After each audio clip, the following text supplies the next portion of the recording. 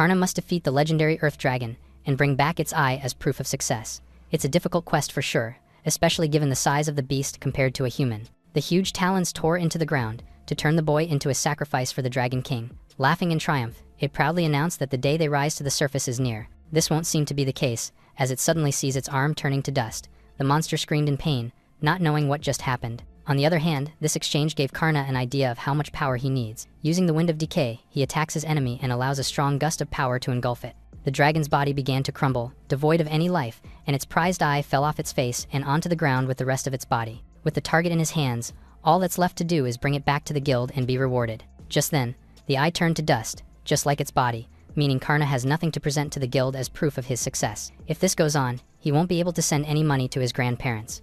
Up until now, he was promised a stable income, so all he can do is wonder how and why things ended up this way. The 13-year-old boy's job is a wise man, with a talent for necromancy. In his world, those his age are considered adults, and are bestowed with a seal from God, deeming them one of the gifted. His job and talent combination was quite exceptional, so the hero's party randomly showed up on their door one day, inviting him to join and use his power to subjugate the evil demon king. Back then, he wondered if it was really okay for him to take on such an important role, but the hero assured him that it's something only he can do. Piling it on, he spoke of bountiful rewards, in addition to 200,000 gold monthly. The boy's eyes sparkled upon hearing how great the pay is, and his quick acceptance makes his grandparents chuckle endearingly. Calling to them, Karna promised to make a lot of money to help them live comfortably, but they insisted that he just worry about living for himself. Nonetheless, it's what he's always dreamed of doing. They took him in and raised him all by themselves, back when his parents passed away. Now, he's determined to give them a happy life in return. They gush with tears and affection for the child, who makes them feel nothing but great pride. And so, he became a member of the hero's party and journeyed together. During their adventures, the monsters were often tougher and stronger, so much so that the members struggled. Karna did his job and supported his teammates to the best of his abilities. He showered the battle master's enemy with sludge bullets, making it melt away without an ounce of resistance. However, instead of joining him in celebration, she backed away and frowned in disgust. Later on, the team was surrounded by an entire horde of orcs, so he leveled the playing field by summoning the undead to fight with them. Like the master, the holy knight gagged and nearly vomited in repulsion, unable to watch the zombies move. One time, the hero dashed into battle, excited to show his magnificent swordsmanship to the team, but Karna swept in to handle the monster himself and allow his comrade to save his strength for later. A single spell from the boy takes the enormous enemy down, leaving the rest of the party stunned and speechless. The hero just praised the boy, who did his very best to earn a lot of money, as weak as he thought he was. Unfortunately, he was completely unaware of what was brewing in silence. This came to light later on, when the hero apologized and asked him to leave their party. He was shocked, of course. While he says that he'd be in big trouble, the master argued that it'd be them struggling if he stayed. She can't attack because of his disgusting sludge, which she refused to touch. The knight chimed in, saying she also has qualms with his power. It's unreasonable, but she just can't stand his necromancy on a physiological level. All they wanted was his revival magic, but the knight has already learned it, making him obsolete. As they walked away, he asked for the reward he was promised. Turning back with an apologetic smile, the hero says there won't be one, as the probation period hasn't ended yet. Seeing the boy's devastated face, he apologizes that things turned out this way, and hands him a couple of gold coins as a token of gratitude. Just like that, he was fired from the hero's party with barely any money, and became an unemployed wise man. On top of that, his bad reputation spread like wildfire, leading others to reject him completely. As he couldn't find any jobs after that, he had no choice but to become a freelance adventurer. While remembering his story, he suddenly heard voices calling to him, saying they found something here and there. A spirit under his control says the reconnaissance unit was reporting something. This cheered him up. In case he didn't get any loot, he sent them to look for other things that could serve as a reward. Acting as his eyes, he scans through whatever the other spirits were seeing. There was nothing much, that is until he sees something that makes him run as fast as possible. After a while, he stopped and looked up in both confusion and amazement as a huge castle stood before him. Inside, a demon knelt down to Cecil, reporting that there is a human intruder by the front gates. Given how rare it is, the dark and alluring being smiled as her mind was filled with intrigue. Reaching his hand out, Karna feels a barrier protecting the castle gates. With that said, such protection can only mean great and valuable treasures hidden deep inside. The barrier sparked and resisted upon being touched by his power, but it eventually broke down along with the actual gate. Instead of directly destroying it, he actually just sped up the barrier's time. While skipping through the entrance, the wise man suddenly sensed something coming, and jumped back just in time to avoid getting hit by an attack. Belf watched from above, surprised that the boy dodged his lightning in an instant. The demon acknowledges his reaction speed while preparing another spell. His kind receives a mark from an outer god, as opposed to humans who receive it from the gods in heaven. In other words, they are residents of the dark world. Karna wonders why such a being was in a place like that, but Belf shoots the question back at him, curious what a human child was doing there. Moreover, breaking through the barrier and intruding was unacceptable, as the castle belongs to Cecil, one of the 7 great demon lords. The boy was confused at the mention of the demon lord, as there's no reason for a castle of that caliber to be accessible through a regular quest. Thinking he's playing dumb, the loyal servant of the Lord prepares a powerful attack to punish his ignorant wrongdoings. A raging burst of violet lightning is shot forward to kill the human, and the entrance nearly explodes from the sheer energy in the spell. As expected, the weak species is nothing to the violet bolts, which is bestowed by the old god, Nodens. However, the being thought to be reduced to ashes was still standing, completely unharmed after taking a direct hit of the formidable spell. Just then, a voice spoke, saying the miraculous power he granted will not be allowed to harm his precious master. The old spirit had turned into a mighty-looking old man. Belf is shocked as it was actually Nodens himself. He questions why the old god was siding with a mere human. Karna is surprised that his spirit was such an amazing person, but he says it's from a long time ago. A human commanding a god was simply unthinkable, so the demon can't help but wonder just who the boy was. The old man asks his master to lend him some power, and as soon as the two hold hands, his body bursts with unimaginable strength. As purple bolts spark throughout the area, Nodens calls to the demon, saying it's a good opportunity to show him the true despair of violent thunder. A powerful blast hits Belf and sends him flying into the air. The demon eventually crashes into the castle, charred and still spasming from the electricity moving throughout his body. Meanwhile, the god turned back into his small spirit form, and the two joyfully continued their journey into the castle. However, Karna isn't able to take more than a single step, as Cecil appeared to commend him. Feeling the danger in her presence, he instinctively jumped back to save his life. She insists that there's no need to be so on guard, unless he wants to hurt his older sister's feelings. Her aura was so overwhelming that even the god was worried. The demon lord smiled while looking at the intruders of her castle. Asking what his name is, she does something unexpected, and offers him a role of serving under her. He's stunned by the proposition, but she wants him so much, just based on the way he fought Belf just now. Gently taking her hand off, he says he doesn't think that it'd be a great idea. After all, his creepy magic, necromancy, is what got him kicked out of his former party. Understanding his sentiments, she takes his hands again, calling the humans fools who have no eye for talent. In contrast, she believes that his power is the most wonderful magic in the world. Enamored, she asks him to stay by her side and show more of it. He hesitates as this might mean betraying humanity, including his hometown. Besides, all he wants to do is earn money for his family. With this, she offers a signing bonus of 2 million gold, an annual salary of 20 million, and the safety of his family guaranteed. His eyes sparkled with greed and, like before, all hesitation faded away. As such, the young man found a new job. With the young boy's acceptance, Cecil invites him over to the castle, but there's something to do before that. She hands Karna an odd dragon mask and asks him to wear it. While she personally scouted him, many demons would still oppose human presence. It's just the way it is, and he didn't do anything wrong. As if proving her point, Belf calls out, still injured from the attack earlier, and asks if she's sure about what she's doing. Understanding his sentiments, the kind-hearted lord commends him for a job well done,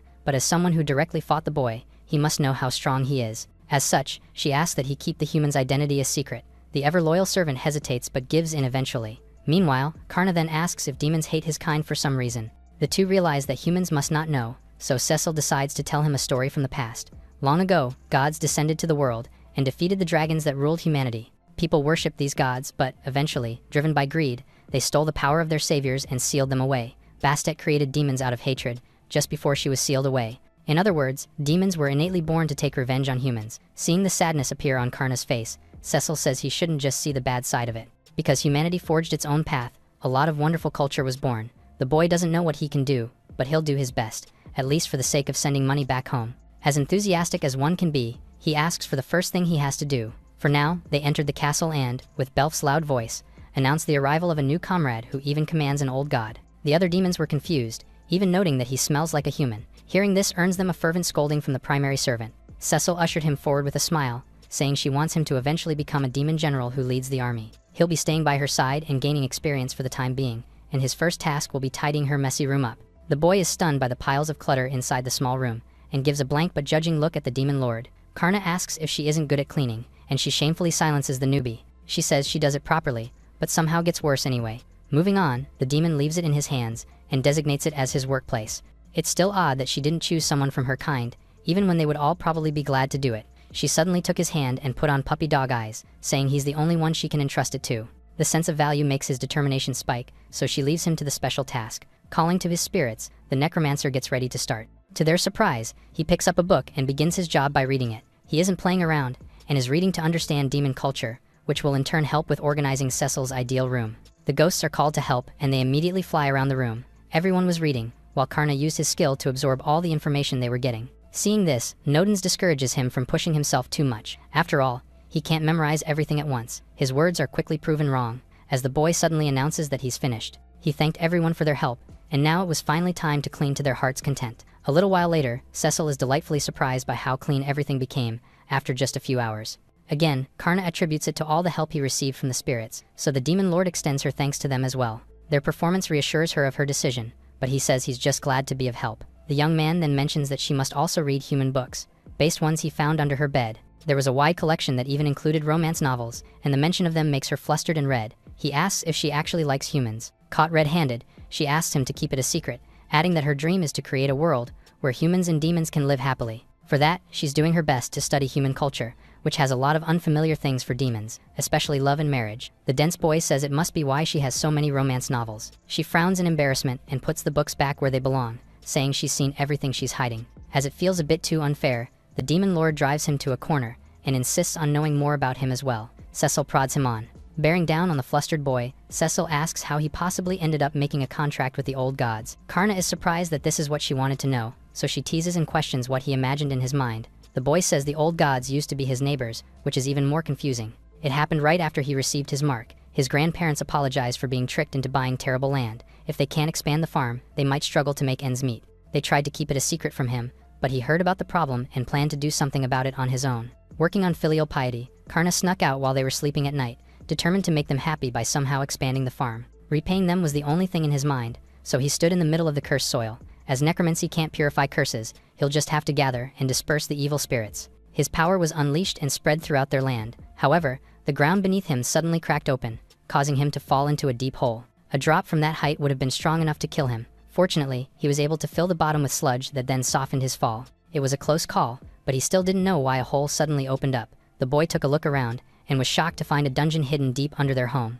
He ran toward it, thinking it might be the cause of the vengeful spirits. He's suddenly ordered to halt by Nodens, who imposingly stood before him with his violent thunder at the ready. Asked what they are, the old god says he and those with him are divine spirits, resting in the graveyard. This shocks Karna, who's then told to leave as it isn't a place for humans. The boy rejects the order and insists on lifting the curse from the land. Seeing a human defy a god felt nostalgic to Nodens, who then moved to teach the boy a lesson. His thunder roared as he told the child to show them his power. The young gifted had no choice but to face it with everything he had, but the lightning simply tore through his wall of sludge and reached his body. He's sent flying as the electricity coursed through his veins. Meanwhile, the old gods turned to leave, feeling like the intruder was done. To their surprise, Karna got back on his feet and shot mud bullets. The attack obviously doesn't even get through, but he was already spent and panting. As he still had a bit of strength remaining, Nodens decides to get serious to knock him down for good. Their back and forth went on for quite a while, although the god naturally dominated the battle against the weak human. Nonetheless, Karna never gave up and continued to stand amid the continued beating. He can't get the image of his sad grandparents and was willing to do anything to make them smile all the time. With that in mind, he's going to lift the curse and purify their land. Nodens takes a good look at him and is convinced by the brilliance in his eyes. In fact, if he follows the boy, he might just witness something interesting. This is the story of how they formed a contract to help each other out. They've grown beyond that, of course, and the gods now treat him like a grandson. Cecil is surprised, as there were no mentions of the gods' graves in any of the texts. Even so, the fact that Karna unsealed them and remained unharmed is a testament to his strength. Her serious expression makes him worried, but she just thanks him for sharing his story. It only reassured her decision and belief that he'll eventually make a great demon general for her army. The next step is to give him his own territory to rule over, so she opens a portal to inspect his new home together. In the demon's cavern dungeon, a bunch of soldiers ran from an enemy they can't defeat. Seeing a captain stay and dare to defy him, a huge ogre laughed, saying fools like her are worth killing. The knight stood her ground, unwilling to forgive his crimes against her kingdom. With this, she charged in to slay her opponent. Her sword clashes against his thick and hard bat, but the strength difference is so overwhelming that she's sent crashing into the wall. Just one exchange nearly takes her out and he lifts her head by the hair, intrigued by the taste of a trained woman. To the demon, humans are nothing more but food. Seeing his sharp teeth bared and told to give up, the knight's skin turns pale with terror. Just as he was about to rip her apart, necro bullets hit the ogre's back, sending him flying away. The woman thinks reinforcements have come, but Karna stepped forward, saying he's just there to take over the dungeon. After all, he's an enemy of humanity now. A while ago, Cecil explained how the dungeon belongs to the Greed Demon Lord's territory. His mission is to defeat the demon general governing over it. They're taking the land from the ogres living in the cavern, as they've repeatedly attacked the kingdom and its people. Given their joint goals, they can't really allow that to keep happening. The Lord doesn't want to go against her kind and peer either, but it's the first step towards creating a world where they can live together. Now, General Bello laughs at the absurdity of the unknown demon's objective. With his invincible might, he'll crush him in the Greed Lord's name. Karna was already worried, given the ogre's size and power. The formidable foe raised its club to crush the dungeon challenger, but before he could swing down, the spirit of Vol is called on to fight back. Gusts of wind surged through the cave as the two powerful beings clashed. To Bellow's shock, his attack was completely blocked by the human, whose hand was engulfed in flames. Both of them were seemingly confused. As the boy looks at his flaming hand, the old god tells him to be confident against a mere muscle brain. On the other hand, Karna wants to be more cautious. He believes that the recent attack wasn't the strongest, and it'll come even harder next time. Doubting it but wanting to convince himself, the general raises his weapon again, saying it's impossible for him to be stopped by a mere kid. As he doesn't want to underestimate his opponent, the wise boy goes all out. Fire raged in his hand, and the flames of Kagutsuchi shot towards the enemy, scorching and turning everything to ash, including Bellow. Karna is left perplexed when he sees nothing in front, and wonders if the ogre was hiding. The enemy is a general under a demon lord, so he can't be that easy to beat. While ordinary ghosts are sent out to search for the missing enemy, the human knight hid behind a large boulder in fear. The terrifying presence and image of the black demon was burned into her mind, so she quietly retreats to inform the hero. After all, there's a possibility of a new demon lord being born. Karna found it strange, as his ghosts couldn't find Bellow anywhere in the dungeon. Oblivious to his own power, he says he might have actually escaped, and makes a mental note to report what happened to Cecil. As he says this, his demon lord appeared with a satisfied smile, praising him for a job well done. The new recruit apologizes for letting the target get away. Although she knows what actually happened, she playfully scolds him being careless. Humoring his apologies, she silently thinks about the forbidden spell of Vol, Hinokagutsuchi, which even she saw for the first time today. His power seems to know no bounds, and the mere thought of what he's capable of makes her skin tingle with excitement. Getting back on track, they discuss his journey towards becoming a demon general. The symbol of being a dungeon master, the dungeon core, is given to the boy. He stared at it in wonder. With this, he's free to create a maze, a castle, or any dungeon structure worthy of his position. From today onwards, the land is his territory, so he has to create his ideal room there. The thought excites him, and so he gets right to work on it. Holding the dungeon core up, he used its authority and willed a bunch of gravestones to rise from the ground. Redecoration goes on for a short period of time, but he soon announces the completion of his room, which looks like a small hill on a graveyard. It's quite bizarre, but necromancy can only do such things. He invites his master in, and she's surprised to find a surprisingly warm and cozy interior, which is far from how it looked outside. Jumping on a monster cushion, he says he's glad that she likes it, then is asked to hand the dungeon core over for a second. Easing his confusion, the Lord says it'd be troublesome if he suddenly disappeared, and she's left alone. As such, she pushed her arm toward the floor, and imbued it with a huge magic portal. The entire room glows with the power, and Cecil just casually states that she's given him a direct route to her personal room. The boy turned beet red out of embarrassment. He sternly opposes the idea of having unlimited access to her room. Silencing him with her finger, she says she trusts him, and asks if he's so flustered because he's planning to do something. Like before, the sight of the demon lord towering over him makes Karna panic and flustered, so he just fervently insists that he wasn't thinking of going anything like that. Later on, the Royal Capital Guild gives a new subjugation quest for a formidable enemy who defeated Bellow with a single strike of fire. After all, only one person is capable of defeating such a target. Norris smiled and readied the rest of his hero part to complete the subjugation request. That said, he tells the guild master to prepare a generous reward for their group. Before they could finalize it, Esha called out and encouraged them to reconsider the danger of fighting an unknown enemy. The hero sighs and assures her that there's no need to worry. Thanks to the convenient stepping stone that is Karna, their member learned resurrection magic. It was finally his chance to shine by challenging and defeating a big shot. He asks if she's still angry about him firing the necromancer she recommended. The assassin stood there with a stern gaze, sitting put on his couch. Karna wonders why his demon lord was late. They had planned to have breakfast together, but she seems to have overslept a bit. He walks to the portal to do his job of attending to her, and excuses himself for entering her room without permission. To his surprise and embarrassment, Cecil was sprawled out on her bed, still in nothing but her sleepwear. As her eyes opened from the presence of another person, she said good morning to the boy whose redness permeated through his mask. Completely uncaring about her revealing look, she just apologizes for oversleeping. As if he wasn't already dying of embarrassment, she calls him over to join him in the cozy bed for 5 more minutes. The demon lord apologizes again later on, and to make it up to him, a bountiful spread of human food is laid on his table. To satisfy his palate, she personally spoke to the chef and requested a human meal. He starts chewing happily but stops as he notices something odd. His master was eating a bowl of dark and unappetizing sludge. To his surprise, she takes a spoonful and basically squeals in delight over how delicious it is. Seeing his face, she says he must be curious about it. Demon food is mainly meant for absorbing mana, which is why it doesn't look good. She uncharacteristically looks apologetic for how it appears. Meanwhile, Karna remembers the hero's condescending face. He stood up and excitedly asked to try a bite, eager to taste demon food. While Noddins tries to dissuade him in shock, Cecil was already feeding him just like he asked. The spoonful was accepted with a big smile, and everyone looked in anticipation while he chewed. A while later, the young man's eyes sparkle over how good it tastes, which makes the demon lord even happier. On the other hand, the old god is confused, as he remembers how it used to taste terrible. She says demon culture evolved over the years, resulting in improved flavor overall. Even if they don't look nice, there are many good people, and food is just the same. Karna makes Cecil's heart race by asking for more, so the two decide to share their breakfast with each other. A while later, the two are full, and it's finally time to build the dungeon. He's asked if he's aware of a dungeon's role. It is a valuable place where demons can replenish their mana outside of eating. The mana used by humans who enter the dungeon is absorbed by the core and turned drinkable. If the core is destroyed, mana used to create the space returns to the earth, making the land fertile for humans. In other words, the very existence of such areas give humans a reason to challenge them. It is important to note that his dungeon is at the border of territories, meaning more frequent attacks.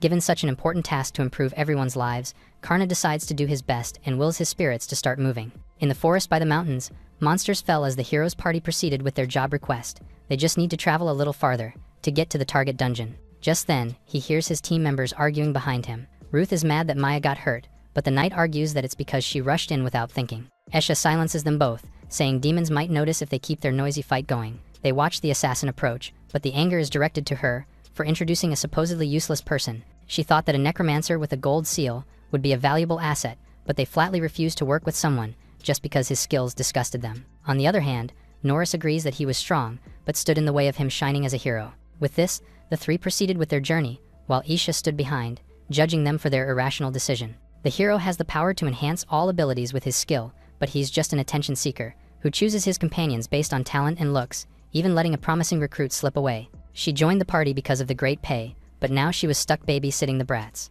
Just then, a terribly dark feeling struck her heart, and she questioned the divine aura emanating from the dungeon. Even the others couldn't believe that the graveyard-looking place was their destination. Esha wants to reconsider their strategy, as it looks different from what they heard, but the three were already rushing in without a care in the world. She tries to stop them and ends up entering as well. Inside, the spirits feel the presence of new challengers. They send signals to Karna, who jerks up and announces that the hero's party has entered the dungeon. Even Cecil and Nodens are surprised, as no one expected the hero to be their first challenger. With that said, he has no intention of holding back against them. Karna raised the dungeon core and called to the gravekeepers, telling them to rise and fortify the defenses to the eternal coffin. As commanded, the undead rose from their graves, crawling and lurching at the humans to defend their home. The party is surprised by the unexpected enemies, and the battle master squeals at the zombies as she always does. Cecil commends him for making such an impressive dungeon. He blushes, saying he didn't have a lot of time and couldn't make it elaborate, although Nodens silently disagrees with the sentiment. Such powerful defenses won't be breached so easily. Norris steps forward to defeat the first wave of enemies, and gets confident as he sees one fall from just one slash of his blade. Just then, they all looked up upon noticing a bunch of ghosts floating in the air. The little beings flew around, mocking the humans who entered their domain. The hero can't do anything against incorporeal beings, so he tells the knight to use magic. A bright flash comes from Maya's hand as she uses a spell to turn them undead, but it's void as that's what they already are. With this, the humans are just laughed at for being so helpless. Flustered, Norris tells the two to do their jobs properly, and grits his teeth in pure frustration. For a hero party, they're fairly disappointing, and lack the mere capacity to fight the undead. The leader specializes in physical attacks, which are ineffective against ghosts. Proving that she's much better than them, Esha started sprinting across the space, and spreading holy water to purify the area, forcing the ghosts to scream and run away in terror. However, they couldn't do anything as she dove in and pierced through their bodies with her holy silver knife. The material is effective against such enemies, and while she supposedly did great, Ruth scolds her for taking so long. If the assassin could defeat them, then she should have done so from the start. Their infighting makes the atmosphere in the team even worse than ever. Even if an assassin is skilled, the party won't last if the rest of the members are like that. Karna then announces that he's heading off to prepare for his part, so Cecil wishes him luck on his very first dungeon defense, and watches him put the dragon mask on like usual. Esha tries to convince everyone to retreat for now, and rethink their strategy. Unwilling to back down, Norris arrogantly claims to have the future of humanity on his shoulders. She insists, saying they're at a reckless disadvantage, but he argues that it's just a bad matchup, and that she can just keep using her items. Holy water is expensive and precious, not one to use so easily. The two others scold her for holding back, when her comrades are in danger, telling them to pay for it then. She silently decides to leave the party after this mission. Greedy for glory, Norris offers to pay for the water, and urges her to use it in the next fight. With this, she has no choice but to accept, but on the condition that they retreat now and only use it if they encounter enemies. The others are also convinced and accept, so the party moves with the assassin leading the way. They eventually reach the exit, but do so unbelievably fast. Something was wrong. It isn't supposed to be so nearby. Oblivious, the others rushed forward, just glad that there weren't any enemies. Steel gates crashed down to block their way. Both the entrance and the exits were covered, and now they were trapped. Feeling an odd presence behind her, Isha launches a dagger at a precise spot, but the mysterious being knocks it away with barely any effort. While she starts to get troubled, Karna commends her for being able to break through his illusion. The dungeon master appeared, saying he came to greet the hero and his party. While the challengers face the dungeon master, Vol asks why the boy isn't bringing Nodens out. Karna explains that they've actually seen his grandfather before, and if they discover that he's become an enemy, the humans might put his family back home in danger. For this party, he'll have to repel them with just the two of them. Norris greets the master, thinking it's their first time meeting. Given his appearance, he scolds the filthy demon for taking on the form of a human. Meanwhile, Isha was busy worrying about the fact that her holy knife was swatted away. She wants to work together and attack carefully, but the battle master is already rushing in, arrogantly thinking that she alone is enough. Ready for her, Karna signals Vol, who then empowers his fist with an unbelievable amount of flames. It travels from his fist to his entire body. Ruth was already above him. She releases a super combo to blow him away, but he just raises his staff to defend against each and every shot. It was unbelievable and downright ridiculous to her, but he doesn't was a second and retaliates by attacking with the snake on his weapon. It attacks her gut and sends her flying away. Just like that, the battle between them was already over. Even Karna couldn't believe that it was that easy and thinks it's just an odd strategy. On the other hand, Norris screams in shock as he watches his comrade fall. Since physical techniques weren't working, Maya steps in to fight with magic instead. She calls to her god and asks for the power to smite evildoers. A blast of pure magic shot forward, even with Ruth still in its path. While the young boy was looking at the fallen battle master, the spell made contact and exploded in the middle of the room. The knight grinned in triumph, not minding Esha, who scolded her for attacking her allies as well. Instead, she approached recklessly to revive the girl. A blast of dark magic suddenly shot forward and hit the girl who didn't even have her guard up in the battlefield. She falls as well. Karna was somehow above all of them, standing on a wall he raised using necromancy. His physical technique and magic alone were enough to let Esha know that they were massively outmatched. If the boy wasn't there, then Ruth would have died from the attack for sure. Not caring about it at all, Norris let out a war cry, enhancing all his abilities with his heroic power. It seems he intends to attack again, even with his allies in the way. He confidently says that using hostages won't work on their party. After all, they have resurrection magic that can revive them. It might be a trap, and Karna has no reason to help the enemy, but having been abandoned countless times before, he can't bear to do the same and leave anyone behind. He's had enough and calls to Vol, willing the fire god to manifest entirely. The maniacal hero tells the demon to die, and unleashes a massive slash of holy light. Its power doesn't even make the old god bat an eye, and she just takes it on by releasing a blast of fire thunder. Their powers clash for just a second, until the raging flames completely devour the weak light and sped towards the target. Fortunately for the hero, it doesn't hit him, and instead vaporizes the wall behind him. In disbelief, he questions just what in the world the two of them are. Norris regains his hope, saying he still has his holy sword, but that very same sword breaks right in his hands. To his surprise, his holy armor also crumbles and falls off, leaving him a completely bare man. Seeing his equipment destroyed, he questions what type of magic the dungeon master is using. Esha explains that the hero's power to vanquish evil depends on performing righteous deeds.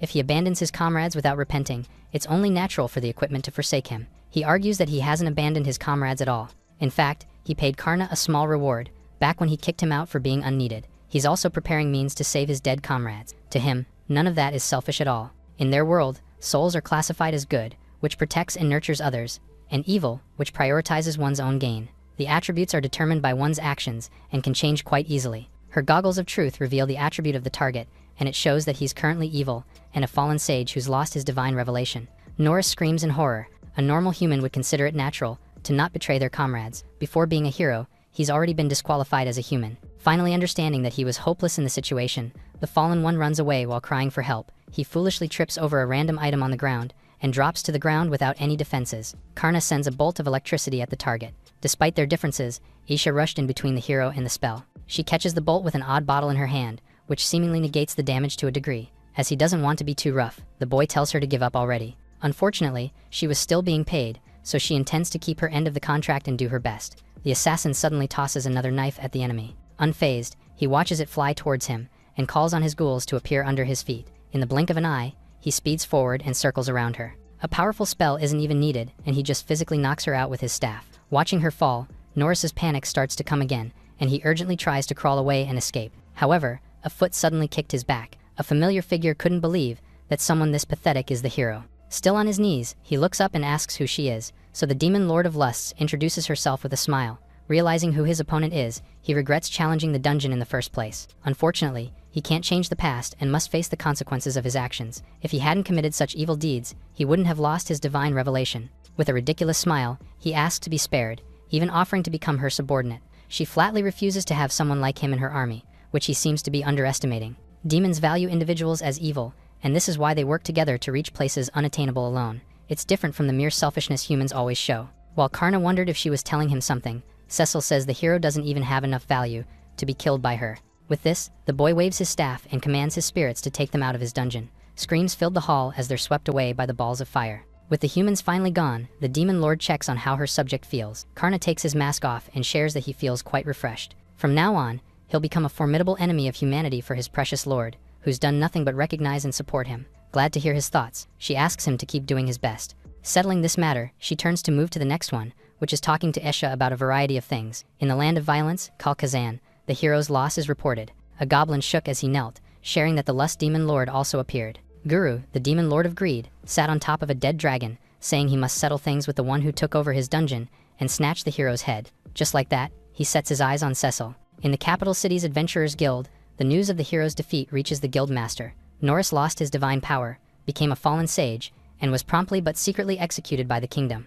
His two companions are also permanently incapacitated. Meanwhile, the mercenary assassin assigned to watch them hasn't returned and was most likely captured for information. That said, she's a Gold Seal veteran and likely won't leak anything important to the enemy. As they don't have the resources to rescue her, they're going to assume that she's dead and consider it a total loss. Outside, spirits watch the conversation to report back to their master. Back in the dungeon, Karna was stressed about the limitations of strengthening his territory. Nodin suggests that repelling the hero should consider it strong enough, but he firmly rejects it and argues that the party just lost out of carelessness.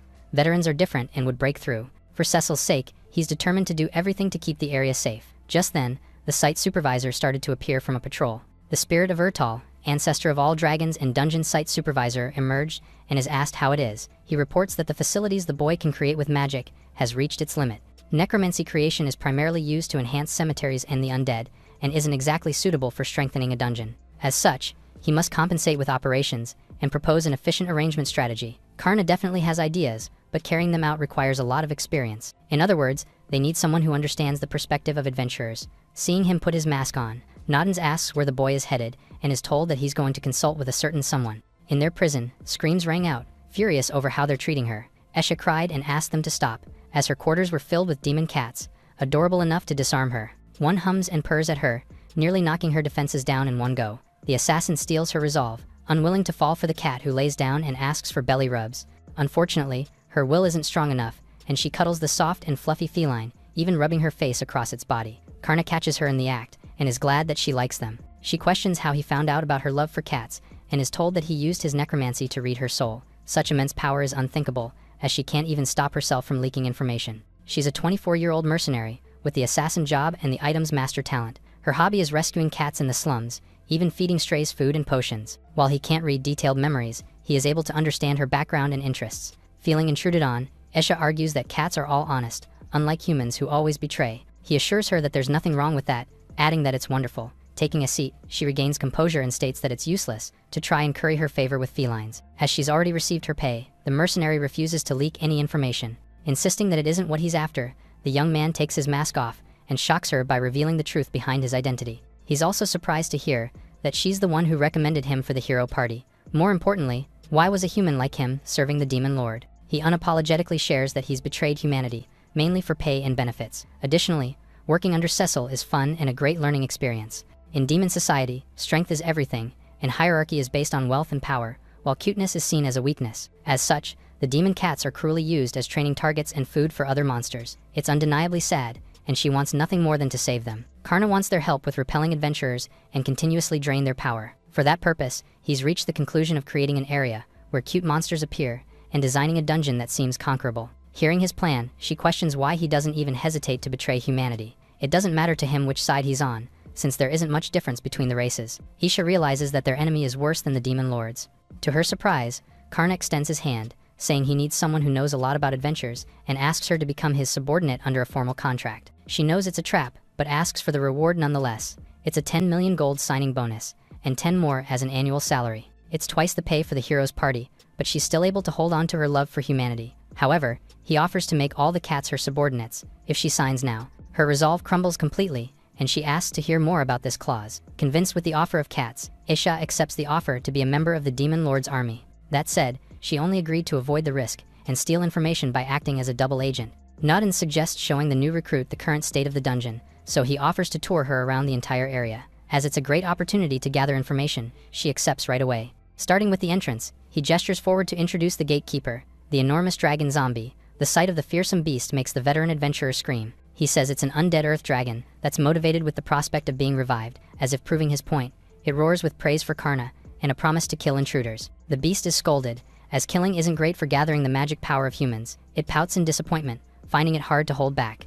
Moving on, he opens a trapdoor that leads to the trap zone, which he's proud of. They haven't even entered, but she already knows that the dungeon is incomparable to others. It was a long and unending path forward. The small group spends ages walking, but don't seem to reach anywhere despite that. He reveals that he manipulated space to create a Mobius strip that can't be escaped without a countermeasure. It was far from a light stop, and someone who steps in unknowingly could actually die. The two insist that it's a 5-minute stop at best with teleportation, but only a few can do that. Excited to move on, Karna hopped forward and ushered her to follow. As their journey continued, it became even clearer that the dungeon was practically unbeatable, especially to a normal person. When their tour finally ends, the master obliviously calls his territory mild and embarrassing, but she scolds him for failing to realize that it's like a milder version of hell. Getting the wrong takeaway, he says he'll make it even closer to the real hell. Just then, a familiar portal opened, deeming the assessment harsh. As the engineer, Ertal is ashamed and asks for suggestions so he can make it better. Isha freezes from his presence, quickly understanding that he's an ancient dragon. To her surprise, he's introduced as the dungeon craftsman, who even politely bows to the human. He's the ancestor of his kind, whom the old gods fought a long time ago. Now, he just quietly follows Karna and watches over the world from its corners. While she's still awestruck, the boy notes that it must be difficult to converse in his form, so the dragon then rapidly shrunk to the size of the other spirits. She couldn't believe that the necromancer commanded both the ancient dragons and the old gods. It was unquestionable. The only reason they're quiet is because they regard there are stronger beings outside. If they learn that no such force exists among humanity, they could break out of the dungeon and drop all hesitation to wreak havoc on their weak race. Such powerful entities would laugh as they destroy their world. Karna notices her face turning pale, but she just moves on and suggests that he suppress the dungeon's killing intent. The current difficulty is too high for general adventurers and should be adjusted to a gradual increase. Finally, understanding the perspective they missed, the overpowered beings move to review and improve based on her suggestions. If the weakness of humanity becomes known, the world might just be destroyed. It's fine if the privileged royals are killed, but the slums in the capital are home to her friends, family, and several stray cats, so she can't let it be destroyed. Her plan is to infiltrate the demon army, without them realizing how weak their enemies are compared to them. A month later, a few adventurers walked through the graveyard, hacking at skeleton monsters and questioning if the hero was really beaten there. All they have to do is avoid the intermediate area, as the initial stages already have amazing loot.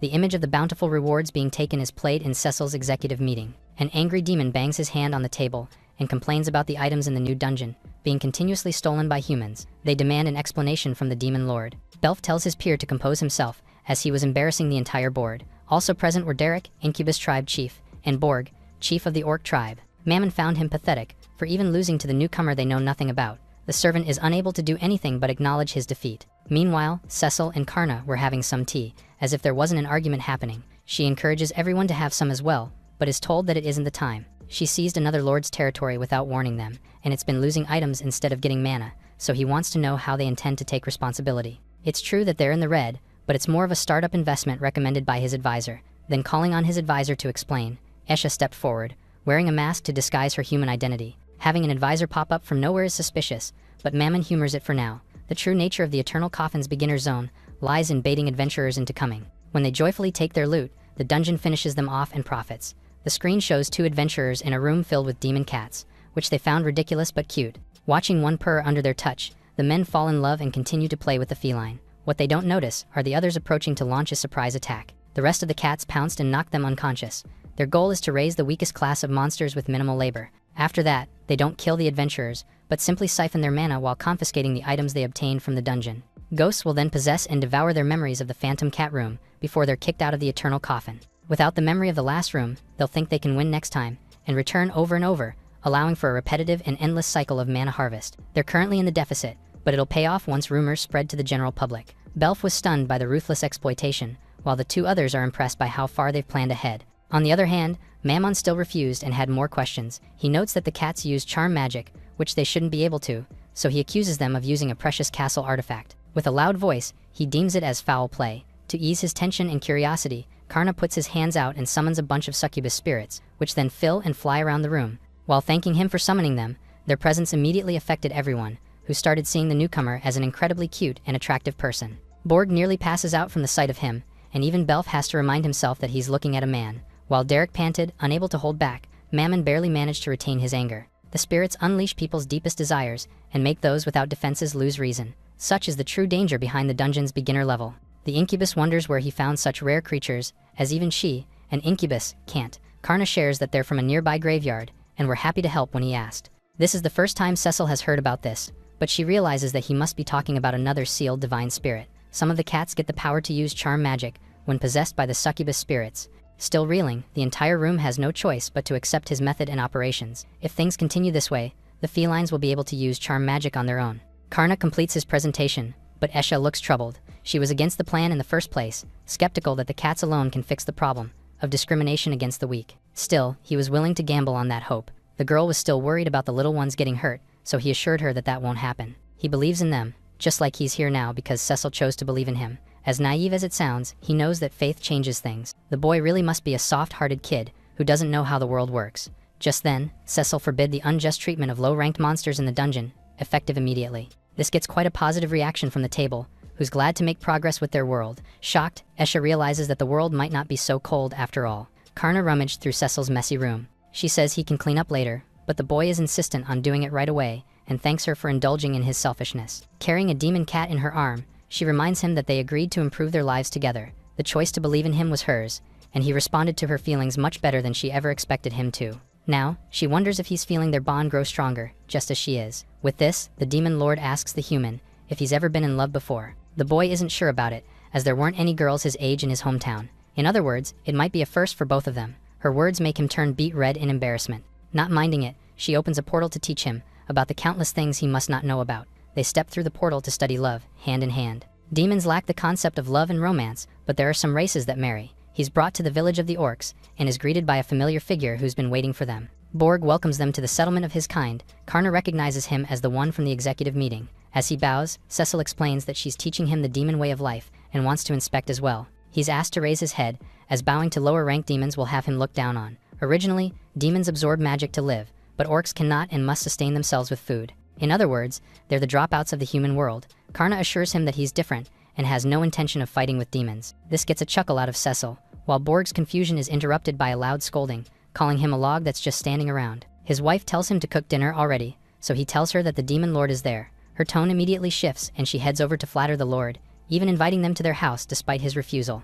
As the lord came all the way there, she insisted on entertaining her somehow. Cecil understands why he's hesitant, and says she's grateful to have a glimpse of their life. With this, he ushers her in, saying he can't offer much, and adding that a human-born wife is terrifying indeed. The woman before them is half orc and half human. As his kind cannot create offspring with magic alone, they must mate with humans. Truth be told, they are a species that would go extinct without humankind. This must be the reason why orcs are known to often abduct human women in the woods. In the house beside the sludge lake, the family serves their guests salted rotten meat with withered vegetables. While the children drooled in delight, the visitors couldn't help but cover their noses. Nodens admits that eating the dish would give him an upset stomach. Apologizing, Borg says they can't even make a field or get decent meat, as they live in a cave. Fresh ingredients overflowing with magic are a pipe dream. Even then, he dreams of one day feeding his children delicious food.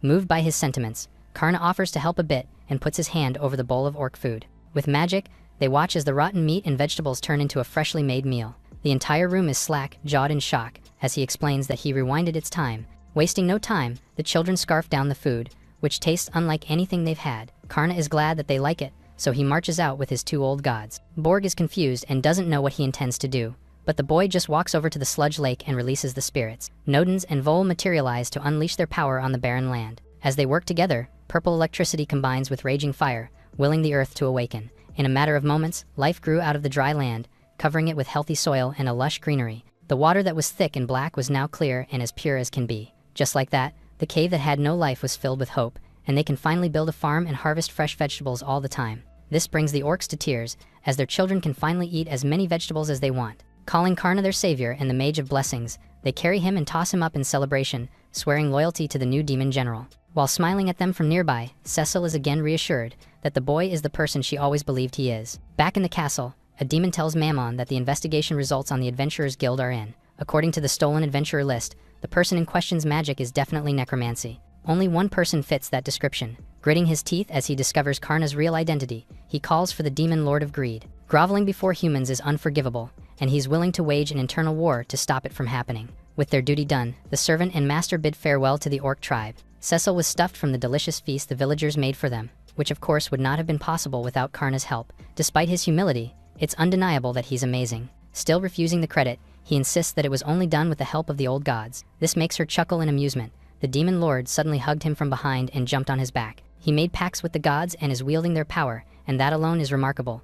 As this is the first time she's felt like this, she wonders if it's what people call love. Pulling himself away, the boy insists that he doesn't know either. While he still averted his eyes, she tells him to look at something and pulls her sleeve back. On the back of her hand is the seal of inheritance. Her demon lord title is passed from mother to child, along with the crest infused with Bastet's power. However, every time she uses her magic to create a child, her soul vessel deteriorates. Fortunately, he appeared. If it's a child with him, who has immense mana, it might be able to hold the great magic. As such, she asks him to fall in love with him. He blushes and says that he doesn't really understand love too well yet. Nonetheless, she accepted and acknowledged him, and he'll do anything to help her. Like with others, he'll work hard at love too, if this is what it takes to make her happy. Together, the three walked towards the main hall. It was finally time for his official enlistment into the Demon Lord's army. They have to do something about his race and name, as they can't exactly reveal that he's a human. He might pretend to be a mysterious demon who rules over old gods. Hiding his identity in the human realm would be impossible, but they're in the demon realm, so it shouldn't be a big deal. Additionally, Cecil is already the Demon Lord and can essentially do what she wants to. Told that she's so cool for that, she tells him to fall in love with her if he feels that way. Suddenly sullen, he says he's going to try, but it won't come easy, especially for an inexperienced kid like him. Finding his sincerity adorable, she takes his hand and says that it isn't something given, but something built together. She's decided against rushing, since they have a lot of time together after all. With their hands holding each other, they can find happiness little by little. Isha hates to ruin their lovey-dovey moment, but it's time to head to the ceremony. Like they said, they head to his big debut hand in hand. The hall is filled with the followers of the Demon Lord, cheering loudly for their one and only master. All her generals were there, waiting for the glorious moment. Presented to the priest, they all hail the grand feast. He starts the oath, swearing to the old gods that he'll offer everything to Cecil. The boy is asked if he wishes and vows to become her loyal soldier. Their seals glow bright, and the entire hall is filled with the light of their bond. Looking into his new master's eyes, he starts to swear with all his resolve, but the entire castle suddenly shakes with unfamiliar power. An orc suddenly barged into the hall with terrible news. Their realm was under attack. Outside, an ogre swung his massive mallet and sent a shockwave strong enough to break the castle gates open. The orc soldiers stood their ground despite being outmatched and demanded to know who dared to barge into a demon lord's territory. He's hit in the face and sent tumbling across the ground, used as an example to the other pigs for thinking of fighting back. From that moment on, the castle belongs to the Greed Demon Lord's Plunder Legion. The ogres were openly invading the Lust Demon Lord's castle, and the barrier being managed by a general was for some reason not working. Chuckling at their confusion, one of the enemies raised its hammer to kill everyone. A bolt of purple lightning suddenly shot forward and consumed his body entirely. The raging electricity coursed through his body, making him scream in pain while being electrocuted alive. Belf appears and tells the orcs to arm themselves already. As a loyal servant of Cecil, he's willing to protect their home with his life. His appearance gives the soldiers newfound hope,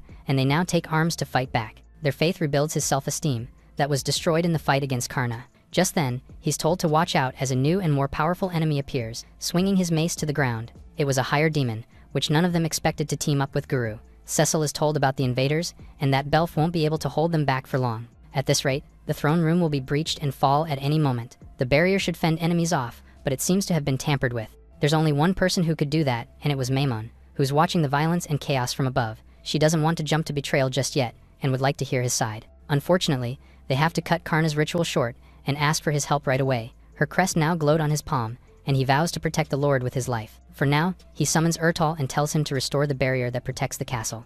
Doing as told, the ancient dragon unleashed its power, forming a path of protection that traveled out to the gates. Just like that, he rebuilds the entire barrier in no time, surprising even those demons outside. The moment of distraction ends up with Belf getting a direct hit, and is scolded for gawking around when he has an enemy right in front of him. There were just too many of them, and his magic was already drained. When he was just about to accept defeat, a silhouette appeared above, refusing to give in so easily. Karna dove down to defend his lord's sanctuary, unwilling to let them defile it any longer. Nodens is manifested, and the old god emerges with a blast of purple thunder that tears the ogre army apart. Seeing them completely helpless, Belf could only watch in shock and awe. It was a good warm-up for the old god's creaking bones. Calling to the demon who bears his sigil, Nodens commends him for exhibiting his unwavering loyalty to Cecil. Now reunited, they can defend the castle together, if he can still fight. Standing back up, Belf acts all strong and takes command of the troops, telling them all to start the Lust Lord's counterattack. The ogres stand their ground and also charge in, but compared to before, their numbers have been whittled down by a ton. Mammon doesn't understand how they're being pushed back,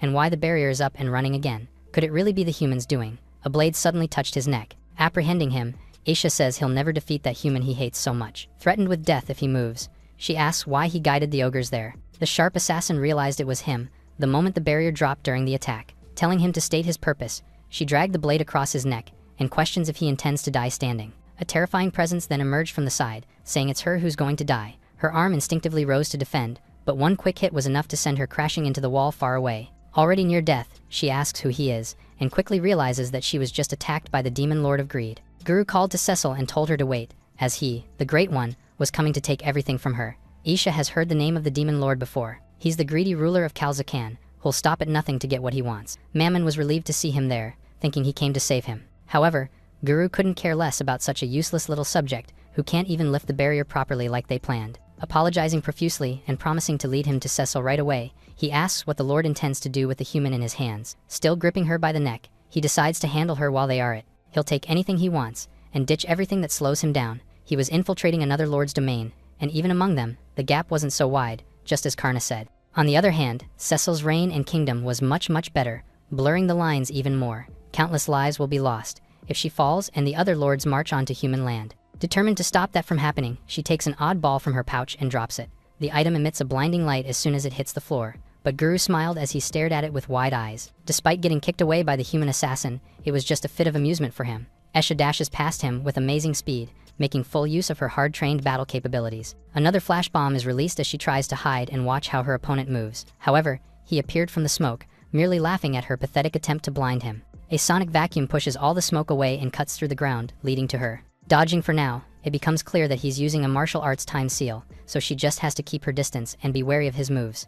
Regardless of how thick the smoke is, they're just petty items in the face of a demon lord. More annoyed than hurt, Guru uses a different seal and blows everything away with a howling red gale. She's sent flying, shocked that he's using wind spirit magic on top of the martial arts sigil earlier. It was incomprehensible. A single being should only be able to have one engraving, so how was he doing this? Taking a look at Isha's items for himself, he's surprised to see that there's nothing special. In other words, she must be someone who reinforced her weapons with a gold seal. Her body moves under his firm grip, rendered completely defenseless by his power. He reveals the mark on her body and confirms his suspicions that she holds an incredibly rare mark. Unfortunately for her, the demon lord of greed wants it.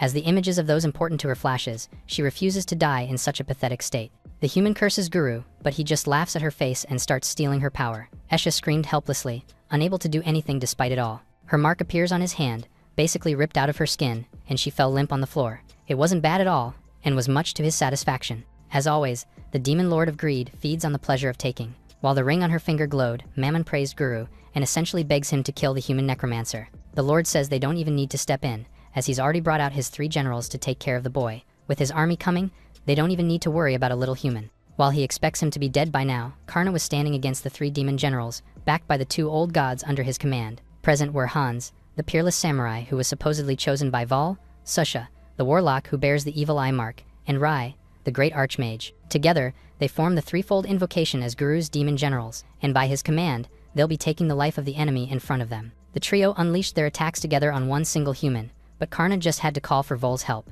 Her blazing fire raged and enhanced his staff with so much power that the 3 were immediately consumed by the red flames. Just like that, the demon generals were kneeling on the ground, with hands even serving as a chair for the god. They begged for their lives and profusely apologized, while the Vol burned the fake chosen one's head for taking her sword. The trio could normally defeat entire armies, but they were taken down in the blink of an eye. With this, Belf couldn't help but finally acknowledge Karna's unbelievable power. Hans, now bald from being burned, begged for mercy, and is then told to reveal the real reason for their frontal assault. Crying, he shares that they're meant to thin the defenses on the front lines, to allow Guru to infiltrate and kill the demon lord of lust without issues. Finally realizing what they're aiming for, Karna hurries to save her in time, but he notices Belf struggling with the ogres. No matter how many he took down, they just kept coming and coming. As such, the necromancer raised his staff and cast a spell on the fallen demons. Suddenly, they rose from the dead and were reinvigorated with his power. The servant doesn't understand what's happening right away, and is told that they've been reanimated to fight as fresh troops. Just then, a bunch of spirits rushed to Karna's feet and lifted him up. Belf is left in charge of the border, while he goes ahead and assists their lord. The demon understands and vows to defeat the stragglers, while he saves Cecil.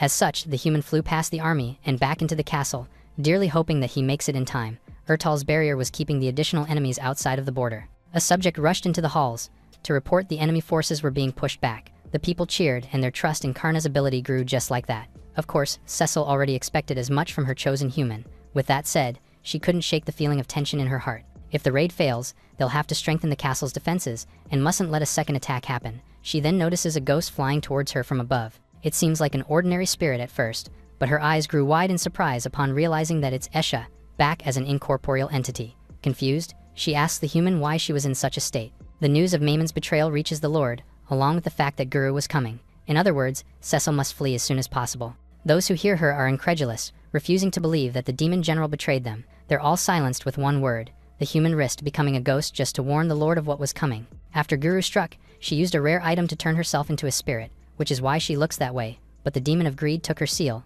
meaning her form won't last long. As such, she encourages her to find Karna while she can, and allow him to protect her. She's right about this, but Cecil says she can still save her, if she fights now. Isha couldn't believe it, and shouts about her not owing a human such a service. The demons hear this and think they've been betrayed, but their lord does not care and wants to return the favor. Her race does not matter, and she will protect her precious subordinates no matter what.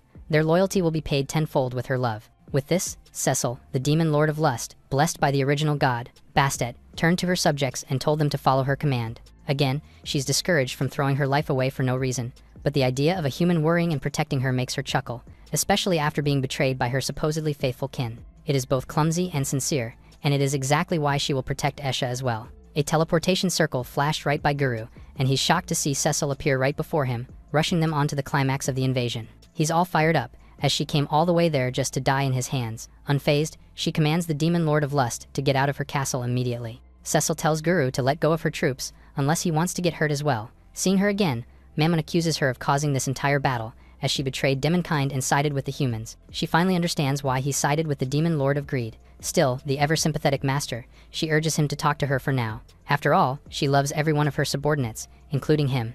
Guru scoffs at her words and offers to share what the traitor said about her. He called her a coward who threw her pride away to serve humans and unfit to lead demonkind. The mere thought of him being a loyal subject was ridiculous. Cecil accepts his words with an open heart and won't blame him for losing faith in her. That said, she doesn't love all humans, only those who believe and will fight beside her. Her moral lecture is rebuked, and the Lord is reminded that humans are their sworn enemies. It's true that the original demons created by Bastet were branded with her hatred towards the race, but was that really all they could do? Questioned if she denies their progenitor's will, she argues that she simply wants her own path. As such, she asks Mammon why he bears such a grudge so deep that it carries over to her. He was hesitating, unable to give a straight answer, when Guru interrupted and called them out for whining about meaningless things. One just has to take what they want, and there's nothing more to it. Souls, hatred, and inherited will. None of that mattered to him, a real demon lord who just takes whatever it is he desires. Seeing him charge in, Cecil first summons a protective barrier around Esha's limp body. Mammon is surprised to see the same barrier around him. The power of the two demon lords clashed and howled in the air. Guru laughed and advised her to worry about herself before giving a lecture to her troops.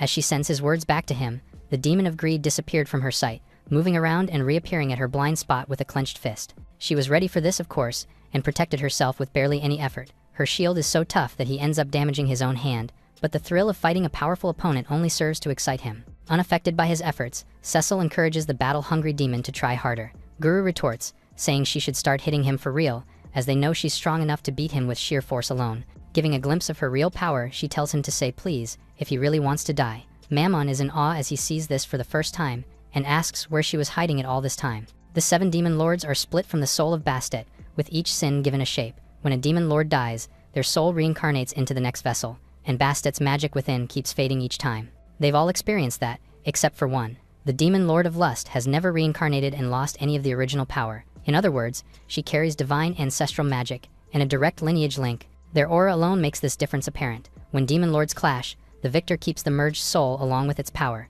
This is the exact reason why Guru has come to challenge her. He intends to take every single drop of her overwhelming power and reign as the strongest of all. Despite being clearly outclassed, he foolishly continues to strike her barrier. To Cecil's surprise, the shield starts to crack under the force of his punches. Grinning and cackling like a madman, he hits one last time and completely breaks her defenses. Forced to dodge the next strike, she starts to use her power to stop him for good. The eyesore of a demon lord is sent back with a powerful blast, but a single hand is enough to defend himself from her magic. While she wants to put more magic into it, doing so would blow the entire castle sky high. Her fingernail starts to crack from stress, and Guru takes advantage of the momentary weakness. Driving the demon of lust's body into the wall, he laughs and says he likes her even more. Still gripping her neck, He warns her about burning through her magic too fast. Her vessel won't be able to keep up and must already be ready to burst open. Knowing this, she's told to be a good girl and be his already. Not minding her opponent's quips, Cecil answers by emitting power from the finger with the broken nail and sends Guru flying with another strong blast of magic. Her answer to his command is clear, but he has no problem with taking her divine magic by force. Esha checks on the Lord and warns of the two seals on the back of his hand. One of them belongs to a hero from generations ago who could shatter barriers with just his fists. It's the mark of the fist, and the second is the Spirit King's anti-magic, both of which counter her perfectly. This is the reason her spells seem completely ineffective on him. Saying it'd be ridiculous to fight her without a plan, he charges in again. Like before, their energies clash against each other, and Guru laughs as he already knows how this is going to end. As he thought, her barrier breaks as it did last time, but she does something unexpected and releases a smoke bomb, not unlike the one Esha used earlier. She makes use of the opening from the surprise attack and sends him flying away with another burst of magic. Seeing him reach so far, Mammon worries and asks Guru if he's okay. There's no time for that, as Cecil was already preparing another attack, and it's much more concentrated this time, so much so that her opponent knows it'll be trouble if he gets hit directly. Fortunately, he knows just what to do, and breaks through her shield to grab Mammon's body and use him as a shield for her attack. The loyal and benevolent Lord scowled at the petty tactic, but it works and she forces herself to take the backlash of the cancelled spell, leaving her with an injured hand. It works exactly as Guru expected, and he's now free to attack because she's bound by her own karma. A punch hits her deep in the gut, sending the Lord of Lust tumbling on the ground. They are the manifestation of the 7 testaments of Bastet. Cecil, who was given the karma of lust, the love of the progenitor, cannot attack her own men. Cecil commands him to let go of Mammon, so he steps on the head of the foolish Lord, who worries about her subordinates, even in this situation. Guru now understands that the reason she's been running away all this time is because she struggles to kill. Despite her power, this karma leaves her vulnerable in their world. Refusing to hit the floor, she orders him to stop calling it karma. After all, her ability to love is a valuable blessing from their progenitor. Since she's still so intent on sticking to her ideals, he's made up his mind to take her subordinates' souls right in front of her. Mammon becomes his first victim, and the traitor screams in pain as his soul is sucked right out of his body. She orders him to stop, but the deed is done. The limp body is tossed away, and when she will soon follow, after watching them all suffer the same fate, targeting her alone wasn't an option for him. After all, he'll take and do anything he wants by force. Such is the karma of greed. Esha watched from nearby, knowing humanity will be finished if Cecil ends up dying. She wants to help, but there's nothing she can do in her form. Suddenly, she feels a familiar presence rushing in from nearby. Gripping the demon lord tight, Guru held his hand up to claim her and her power for good. Suddenly, he finds his arm blasted away by the flames of Kagutsuchi. It's surprisingly effective, so he questions what in the world the magic is, but the distraction allows for the woman in her hands to be swept away. At a safe distance, Karna appears with the 2 old gods, coming just in time to rescue his beloved master. Finally on the scene, Karna checks on Cecil, who is fortunately okay despite the battle. On the other hand, Guru started laughing as he finally saw the human necromancer Mammon kept on mentioning. He now understands why, as the power he holds is definitely unreal, so much so that his 3 great generals didn't even stand a chance. Seeing his hand, Val informs the boy that he has a flame-resistant sigil, so Nottins goes ahead and takes the lead by unleashing his iconic purple lightning of despair. However, it's completely pointless as Guru swats the spell away, combining his seals to make him completely impervious to magic-based attacks. Seeing their attacks rendered ineffective annoys the old gods. Val asks the boy to give her some of his power, wanting to go all out, but is reminded that doing so would blow the castle away,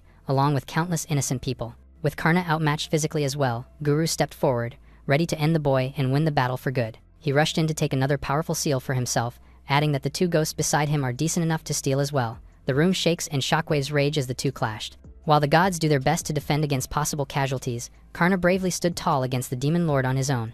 On the other hand, Cecil watched them with sadness in her eyes. Nottins remembers being with Bastet, and how she cherished humans more than anyone else, even befriending them. He could also remember how betrayed she felt when the humans sealed them. Filled with hatred, she vowed to reclaim what she lost, and never lose anything ever again. This is the essence of Guru, the personification of her greed. The old god tells the Lord to surrender, as he's just being controlled by Bastet's lingering will. He must not stain his soul any longer. Enraged, he tells the god to not talk down to him, the demon of greed who will seize everything in the world, with his own will. They see his body, and are shocked by the amount of sigils spread across his flesh. The demon's power rushed toward the human necromancer, who stood his ground and defended with his staff. Hearing Cecil worry, he assures her that he's fine, and was just saddened by the overwhelming amount of souls crying out.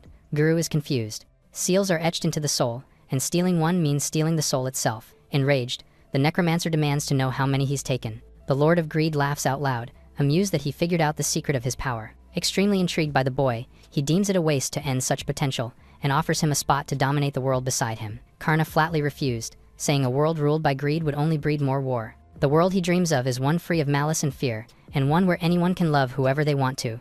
That is what he believes in. As such, he won't let him have his way any longer. With clashing ideals, the two rushed at each other to end their battle. The first hit comes, and several others follow, none of which actually damaged the target cleanly. However, Karna was physically outmatched as everyone expected. His opponent was too fast to keep up with, and he can barely come close. Just then, Isha, already fading, called to the necromancer and asked him to lend just enough mana for one hit.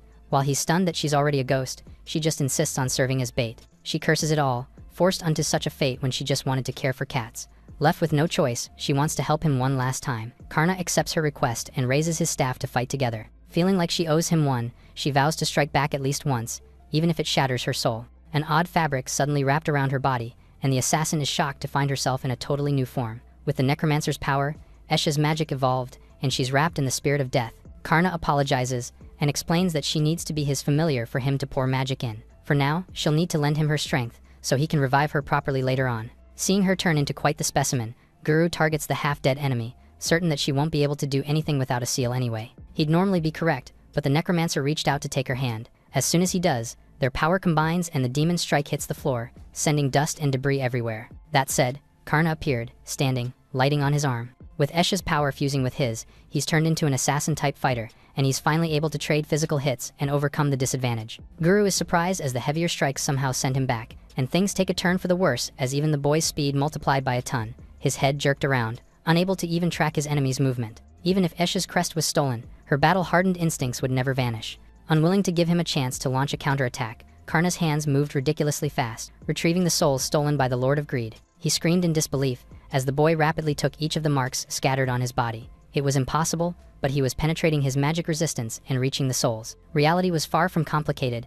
and the scale of their magic power was simply leagues above his, rendering him helpless. Now that they're connected, he understands that the hero and demon lord don't even compare, and that Guru is the real monster. Karna purifies each soul he retrieves, and all that has been forcibly taken until now has been saved by his hands. Incredulous, the demon lord of greed tries to remind him who he's dealing with exactly. He refused to let the boy take his things, and attacked with enraged force moving his body. Karna's movements flowed seamlessly, allowing for a dodge to be immediately followed by a quick strike that drove Guru to the ground. Now, it was his turn, and time to be freed from his greed. He refuses as the boy puts his hand over his head, but is flatly told to stop committing any more sins in this life. With one final purification, the resentment in him was purified. The Lord screamed in defiance, refusing to lose to such a pathetic opponent after all he's been through. Soon enough, his seal finally popped out, signaling the end of the battle. The victor holds the seal of greed in his palm, and purifies it into something more divine. It's returned to the old gods, who then profusely apologize to Bastet for what happened. They wonder what they're supposed to do, as it's too dangerous to leave out in the open. With the grudges purified, the seal was nothing more than a pure vessel of magic. He offers it to Cecil, who he's sure will find some use for the power. The sigil hummed along her palms and soon dissipated into the air, making her body glow golden while it absorbed the magic. Seeing it reappear on her hand, she couldn't be more thankful, finally understanding more of Bastet's will. She then turns to Karna. While he's surprised to see her thank him in tears, he returns the gesture with a reassuring smile. That settles it all, and the only thing left is cleaning up after the huge mess. The two are already having fun, but Isha knew it was far from over. If the demon lord has been defeated, a new war will inevitably break out over his freed territory, and the backlash from it might even put the human realm in danger. The power that can stop it is Karna himself, and humanity's crisis isn't over just yet.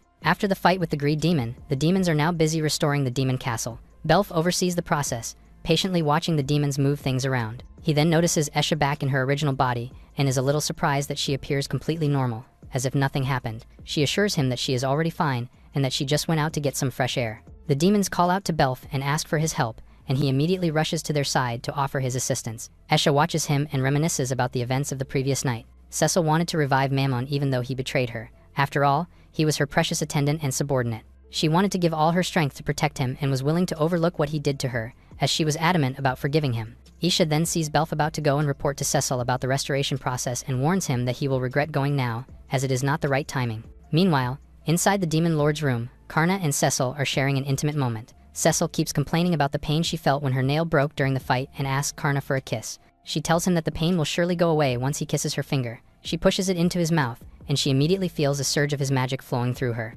In an instant, she is healed, and it feels as though countless hands are caressing her in all the right places. She continues to tease him, suggesting they try another way to heal her. They are so engrossed in their moment that they do not realize Belf and Esha are already watching them. Belf is shocked to see how intimate they look together. The embarrassment overwhelms him, and he collapses onto the floor, crying. Finally, the two notice them. Blushing deeply, Karna asks how long they have been watching, while Cecil adds that they should have called out to them instead, remarking that it is rude to just stare. Esha chimes in, pointing out that they are not even hiding it, so it is only natural that others would see what they are doing. Belf then reports on the status of the castle's restoration. He explains that the rebuilding is progressing smoothly and that the barrier is being properly maintained. He also adds that the castle's entrance has been relocated, which should mislead their enemies for a while. Seeing Karna's confusion, Cecil explains that the castle exists in the demon realm but is connected to several other spaces as emergency escape routes. This arrangement is convenient for her and helps ensure she will not be easily captured by her enemies. Belf suddenly raises his hand and announces that he has a proposal. Since Guru has already been defeated,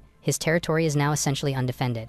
Because of this, it would be beneficial for them to prepare for an invasion. This would be the perfect opportunity to use their momentum to crush the other demon lords and conquer the continent, elevating Cecil as the great demon lord. However, Cecil looks away and quietly says that she does not want that plan.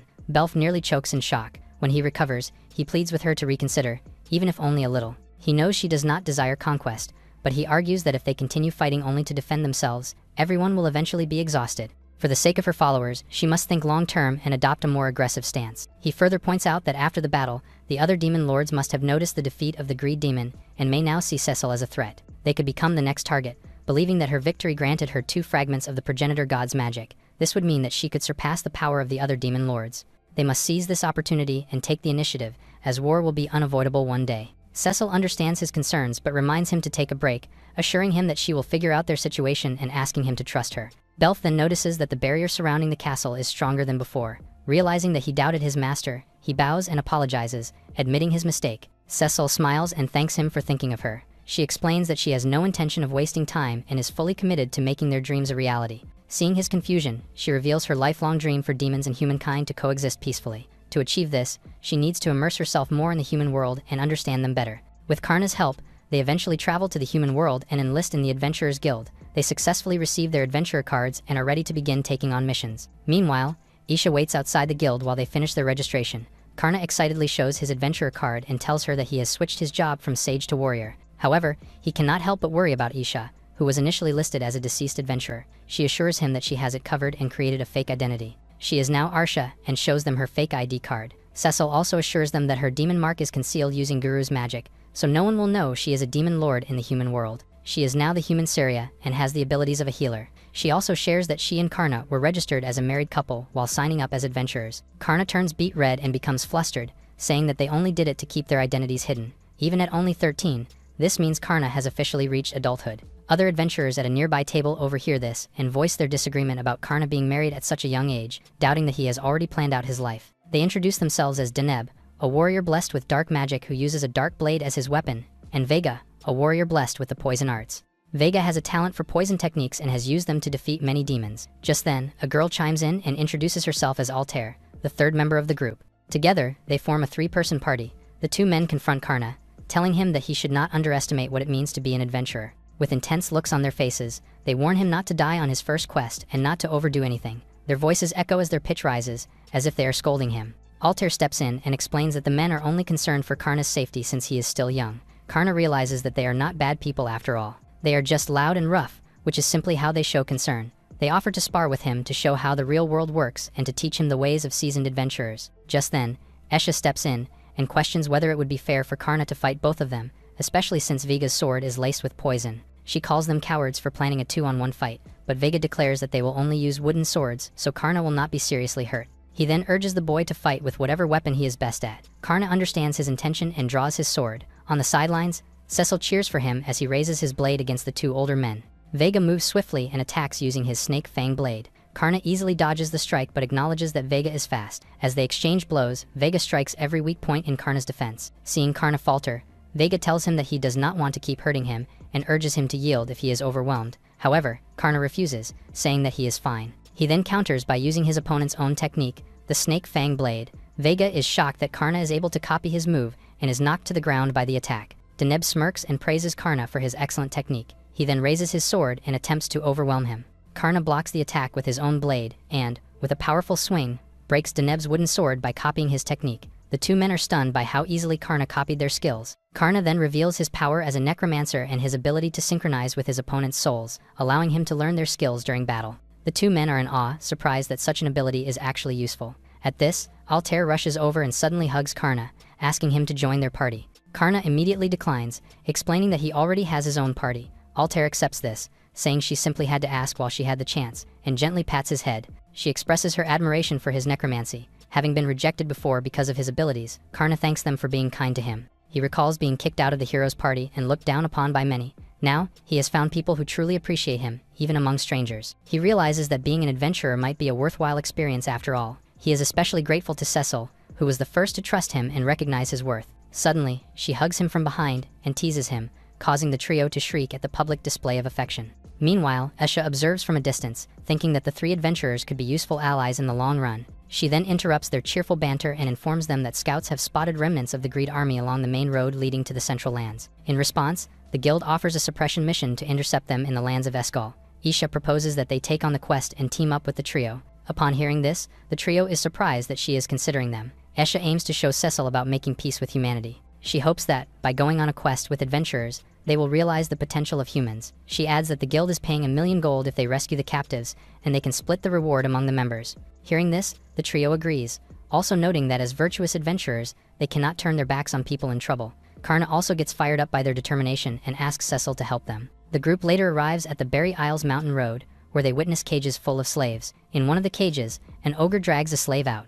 The woman begs for her life as it mercilessly pulls her toward her death. She is feisty, and the ogre cannot wait to devour her. Angered by this, Karna becomes furious and is about to attack the monsters, but Esha stops him from acting recklessly. She tells him that he is not working alone now and that he has comrades he can rely on. Just then, the trio attacks the beast, dragging the woman, punishing it for hurting her. After seeing one of their kind slain, the other ogres leap into action and attack the trio. Vega and Deneb overwhelm them, slaying one after another. The leader starts to grow irritated with his underlings. Just then, Altair steps in and entices the ogre with her body as she pours honey over herself, inviting him in. The ogre almost faints from her allure. Falling for her captivating magic, the beast follows her orders and attacks the other monsters with them. Meanwhile, Karna and Isha free the other captives inside the cages. He promises to help them until the end to secure their freedom. He escorts them outside and thanks Isha, crediting her for the successful rescue of the captives. She explains that she planned to use the trio to distract the enemy while they rescued the rest of the captives. She wants to teach him how to cooperate with his comrades using wisdom and ingenuity.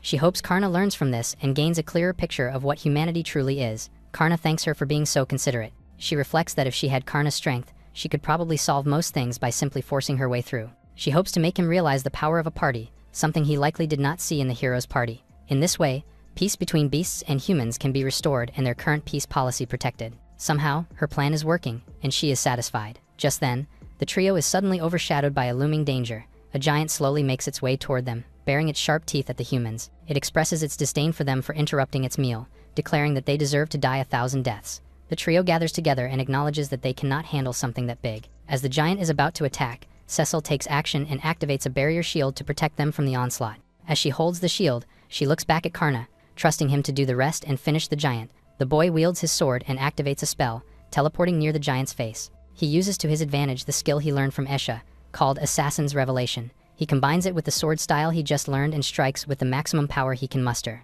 With this, he swings his sword and slashes the giant. The beast receives a fatal blow, loses its footing, and crashes to the ground with a heavy impact. Isha and the trio are shocked by his display of power, while Cecil is delighted. The boy happily strides to Isha and tells her that he now understands what she meant by working with a team. The receptionist in the guild welcomes them with the heaping reward for defeating the remnants of the Greed army, making the trio almost pop their eyes out. They are rewarded with a 1,000,000 gold bounty. They quickly inspect the gold bags and cannot help but feel ecstatic at the amount of treasure in front of them. As they celebrate, the receptionist adds that there is still a celebratory feast prepared by the guild for all the heroes who saved the town. The trio looks back at the long table filled with food behind them, completely shocked. Feeling guilty that they are the ones enjoying the rewards, Altair tells the receptionist that it was all because of Karna's group that they were able to defeat the beasts, so they cannot enjoy the rewards by themselves. At this, the receptionist reveals that she received a letter from Karna and his team. She hands the letter to the trio, and they read it. The letter explains that Karna was previously banished, and although it is a great honor, he cannot accept the reward without drawing too much attention. He commends them for doing their best during the rescue and for helping with the aftercare of the captives. He was deeply inspired by their heroic actions and believes that the reward truly belongs to the three of them. He wishes for them to accept the reward and divide it among themselves. Altair feels saddened that Karna and his team did not even say goodbye. Since they feel it is unfair to keep all the reward, she suggests using Karna's share to cover the prisoner's medical expenses. The receptionist is surprised by their decision, but the team insists that they will keep only enough gold to live on. Altair hopes that someday Karna and his team will feel that they belong in the city and, moreover, belong with them. They then share the feast with everyone, announcing that it is from Karna and his group. As she watches the people feast, she wishes that someday her path and Karna's will cross again. Meanwhile, Karna and Cecil discuss the other adventurers. Cecil fears that if people start recognizing them in the city, it will be dangerous, but she hopes that there are still good humans who will side with those who have good intentions, even if they are demons. She then promises to pay Karna handsomely for his hard work. This excites the boy and reminds him of when Cecil was bouncing around the bookstore earlier. He realizes in that moment that she is truly fascinated by humans and their world. After discussing the reward, Cecil suggests that they take a break and go on a real date this time. She grabs his hand, making him blush profusely. He follows her lead but is extremely nervous about his first date. In the end, they eat at a restaurant, watch a fire show, and see a movie together. After the movie, Cecil expresses her happiness, while Karna turns red from embarrassment. She asks where they should go next, but the boy suddenly runs away, telling her that he will go get them drinks. While running, he asks his familiars where old people usually go on dates. Nodin suggests a moonlit date where they can look at the galaxy together and pour love into the stars. Volthan chimes in and suggests taking a walk in the blazing inferno instead. Suddenly, Karna remembers something. The next day, Esha lies on her bed enjoying a peaceful moment with her cats. She does not want to do anything and just wants to stay in bed and cuddle them all day. While enjoying her rest, Karna suddenly speaks to her telepathically. She wonders how they are connected through their minds and reprimands him for bothering her during her day off. Embarrassed, he confesses that he is on a date with Cecil and does not know where to take her to have fun. Esha sighs and tells him that she has no experience with love and swore it off long ago. Karna admits that she is the only one he can talk to about this.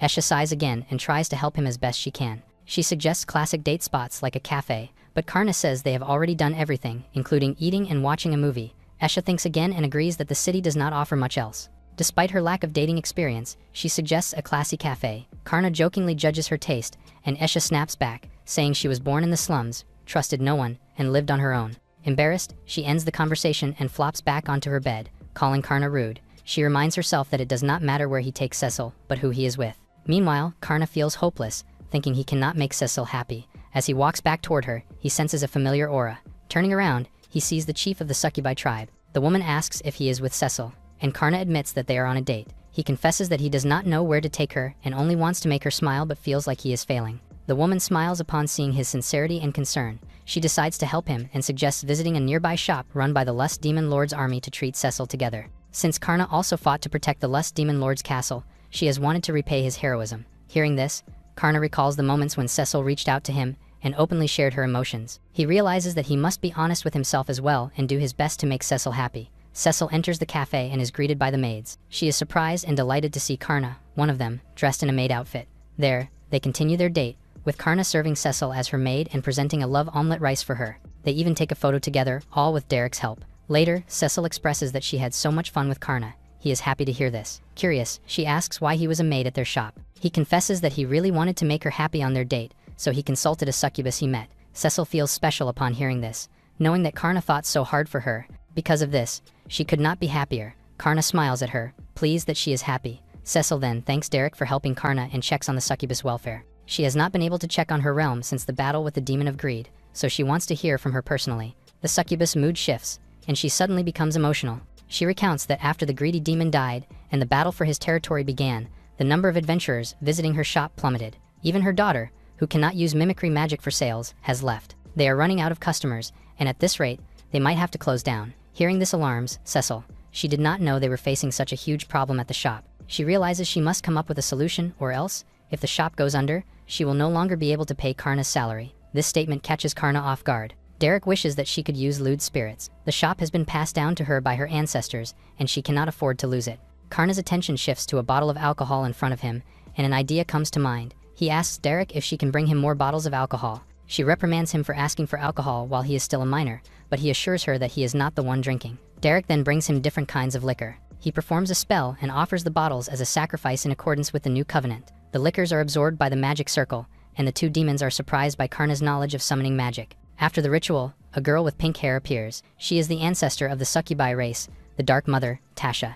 The succubi are all beyond shocked on the appearance of their creator. Nodens greets the Dark Mother and can tell that she is still a drunken mess even though the store's finances are quite tight. Karna also greets her and thanks her for answering his summoning magic. Hearing him call her grandmother, she insists on calling her mother instead. Karna was hesitant at first, but he relents to the wish of the succubi mother. Derek humbly asks for their creator's assistance and help to save their shop. Tasha assures her that she will now take over and she doesn't have to worry about it. Tasha then gives her a kiss on the cheek and she instantly felt the surge of power pumping throughout her body. Tasha just gave her a destruction mark that casts mimicry magic, and if she gives the other girls a kiss, she can transform the other girls too. In addition to this, she also give her an extra boost of charm spell so she can attract more customers. In this way, they can up their sales in no time. This renewed the hope of the girls and gets fired up to start working again. However, Tasha notices that there aren't a lot of girls in the cafe to serve customers. Derek replies that due to their lower sales, some of them has already left the shop to look for another job. She is even trying to find a partner to create more children succubi. However, it isn't going too well.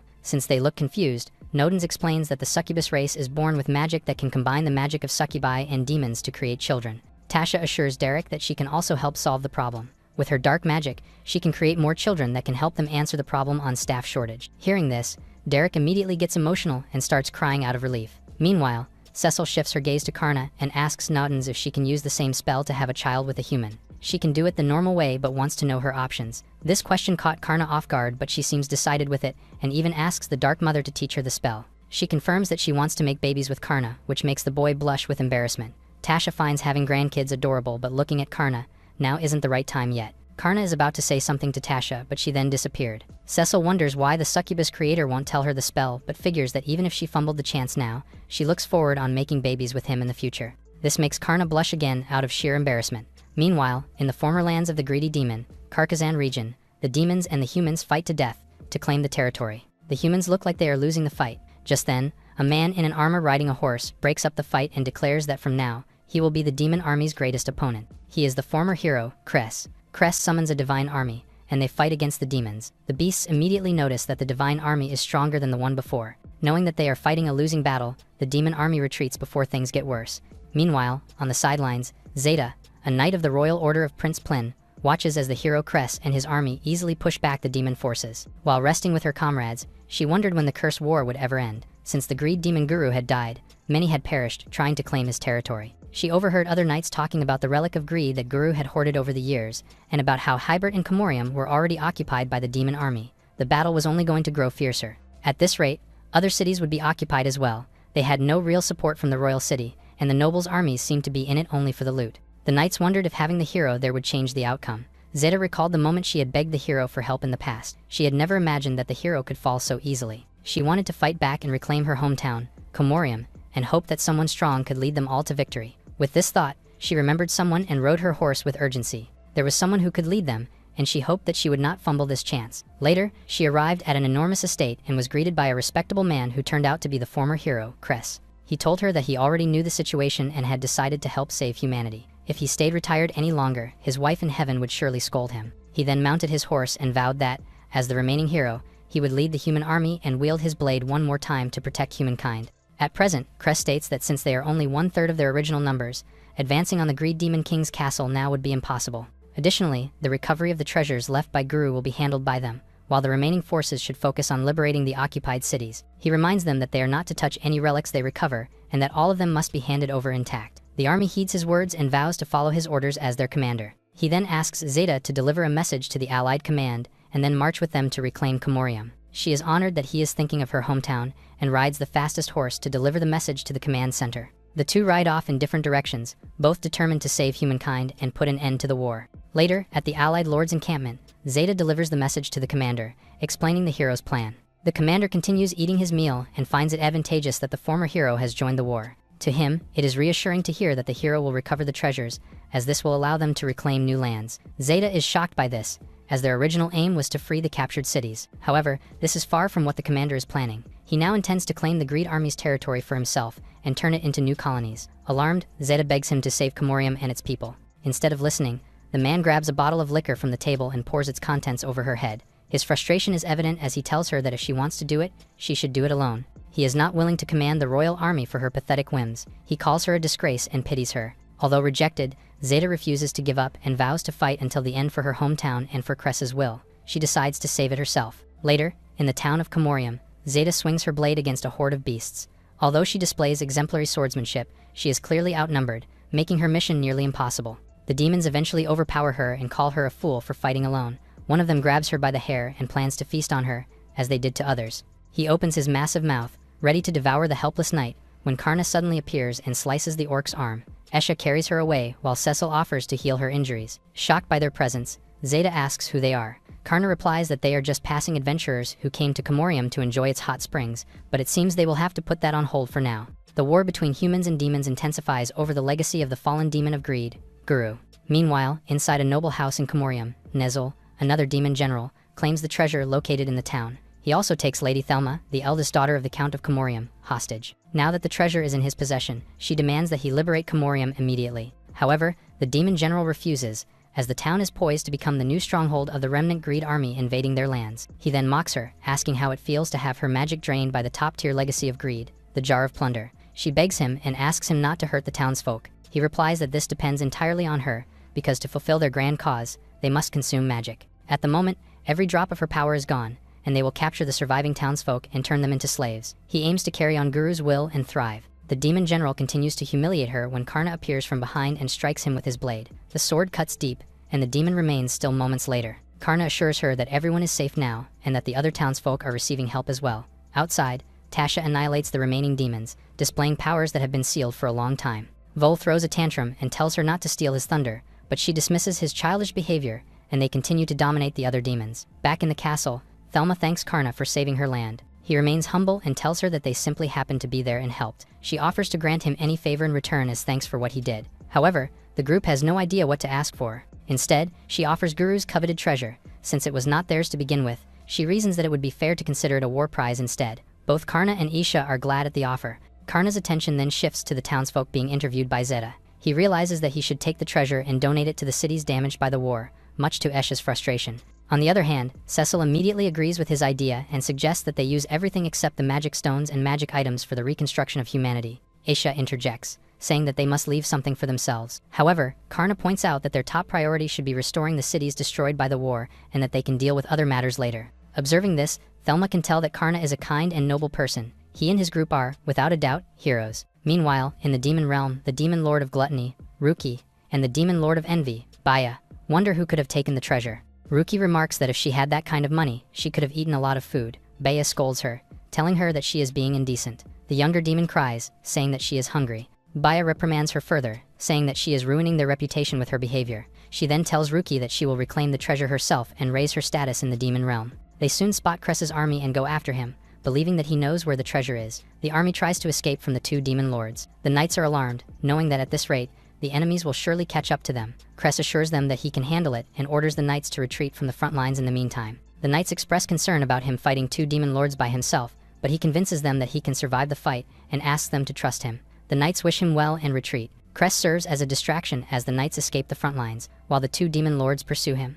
Ruki releases flying insects at him, while Baya demands that he reveal the location of the treasure. Cress easily annihilates the insects, but Baya remains unfazed and tells him that struggling is pointless and that he should surrender to them. Suddenly, the two demon lords stop attacking and listen to someone speaking to them telepathically. They hear that the treasure of greed is in Komorium. Doubtful of their informant's intentions, Baya asks what he will gain by leaking the information. Satisfied with the answer given by the demon who calls himself Sloth, they head straight for Komorium, threatening him that if he is deceiving them, he will regret it. Cress overhears this and becomes alarmed, thinking of Zeta's safety and the others in the town. With this in mind, he decides to head straight to Komorium to stop the demons from wreaking havoc on humanity. Meanwhile, at the border, the commander is reprimanding a knight for his incompetence. However, the knight argues that many people in other cities still need rescuing. The commander ignores his plea and states that he doesn't need to waste time and resources saving mere commoners. What matters to him is retrieving the treasure. He then decides to give orders himself, grumbling that he should have brought a more competent crew. As he steps out of the tent, a ball of fire comes barreling from the sky toward him.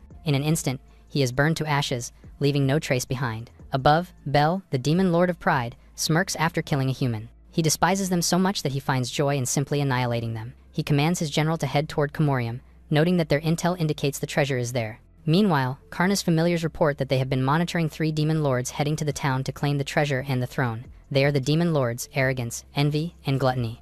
Zeta warns that at this rate, her hometown will become a battlefield and many of her people will be in danger. Just then, one of the spirits informs them that the three demons are near the border. Karna declares that he knows a way to protect everyone. He tells them they should build a dungeon.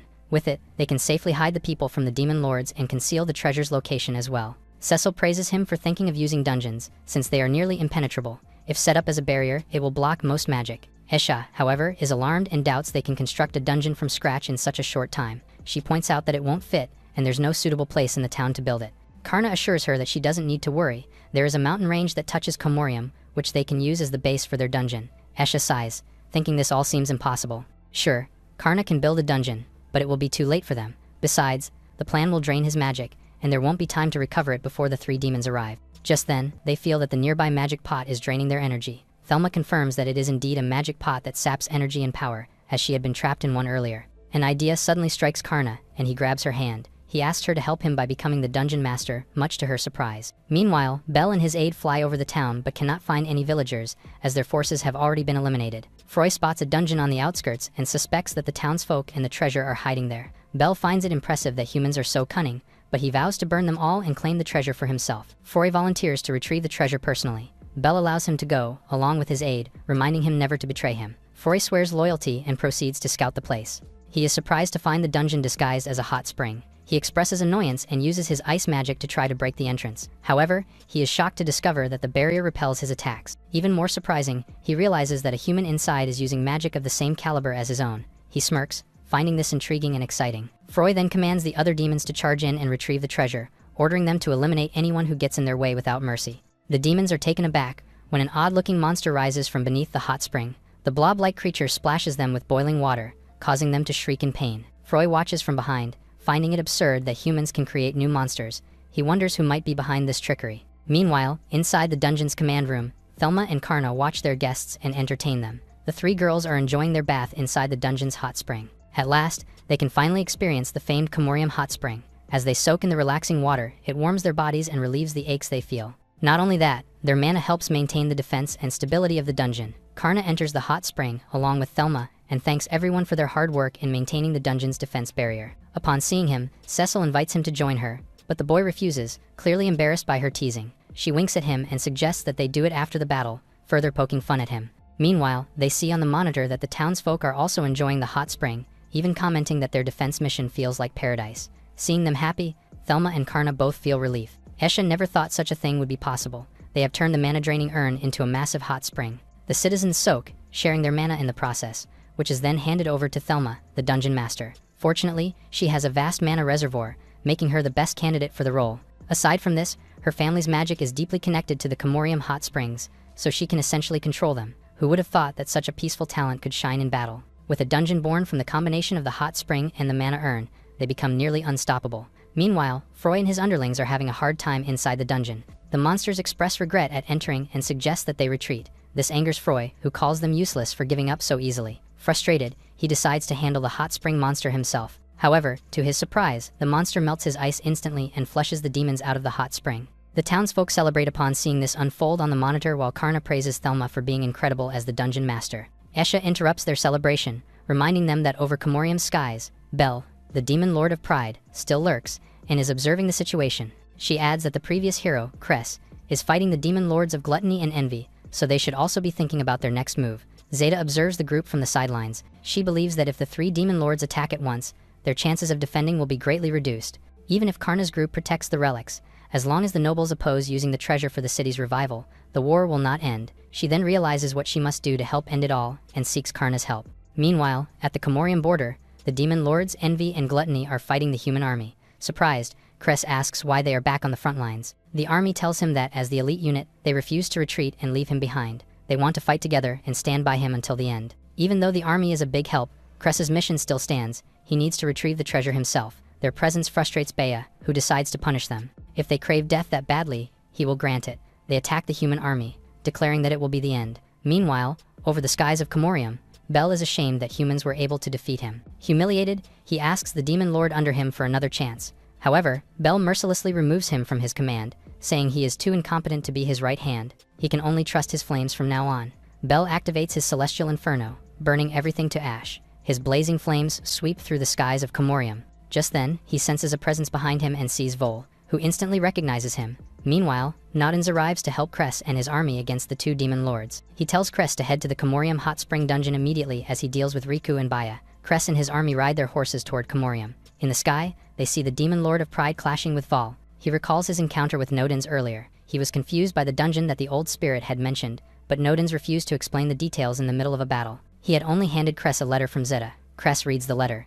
Zeta immediately apologizes for her mission's failure and explains that she later infiltrated the town alone and was saved by Karna's group. She also describes how strong he is, and that he would become the new hope of mankind. Despite this, they still need his help to bring the war to an end. She promises to explain everything once he arrives at the town and states that she will be waiting for him at the Komorium hot spring. They finally arrive at the town, and the army tries to warn him of the danger and the traps that the demons have laid out. However, Cress ignores their warnings, decides to take the lead, and steps into the entrance. Just then, one of Karna's ghosts appears, angering the human army and causing them to reach for their swords. Cress stops them, and the ghost delivers Zeta's message through its hologram ability. Finding it odd, Cress asks if she is alright. She explains that it is an illusion created by Karna's ability and assures him that she and the remaining townsfolk are safe. Since they need to discuss strategy and the treasure, she asks him to proceed alone to the dungeon's core. Cress agrees, but the human army attacks Zeta's image, refusing to believe that she is not a product of the demon army's magic. Zeta attempts to reassure them that she is no demon and is an ally of humans. The army resists, claiming that only demons can create dungeons, and that anything tied to demons must be purged and destroyed. Meanwhile, inside the command center, Karna and Cecil find it strange that members of the human army are acting this way. Esha explains that they must be extremist followers of a doctrine spread by the Heroes' Church. The doctrine calls for the extinction of all demons and believes that humans are exploited by demons and must be saved through their destruction. They distrust anything remotely demonic, even other humans. If they hate someone, they will not hesitate to kill. In the past, they tortured refugees under the guise of demon hunts, burned slums, and stirred chaos. Although the king who supported dungeon exploration disbanded them years ago, rumors suggest they still lurk among citizens, adventurers, and even the army. As long as they exist, true peace between humans and demons is impossible. They can instigate rifts, and it seems someone is pulling the strings behind it all. Cecil interjects, saying she has someone in mind who could be behind the grand scheme. It must be the mysterious demon lord no one has ever seen, Taro, the faceless demon lord of sloth. Cecil is sure of it. If the extinctionists have infiltrated the Royal Knight's army, it could cause another problem. This would divide human sentiment, making peace talks between the two worlds difficult. Back at the dungeon's entrance, the knights call Zeta a traitor and advance to tear down the dungeon. Cress stops them, telling them not to let their hatred blind them to the truth. He orders them to hold their ground and stay behind. He bravely walks toward the entrance despite his subordinates' warnings that it could be a trap. He assures them that he will be fine since he is speaking to a previous hero and shows them his hero badge. With a determined look, he strides to the dungeon's entrance, hoping that his choice will save humanity. As Cress goes deeper into the dungeon, he encounters the monsters guarding its entrance. He unsheathes his sword and easily slays them, proving his prowess as the former hero.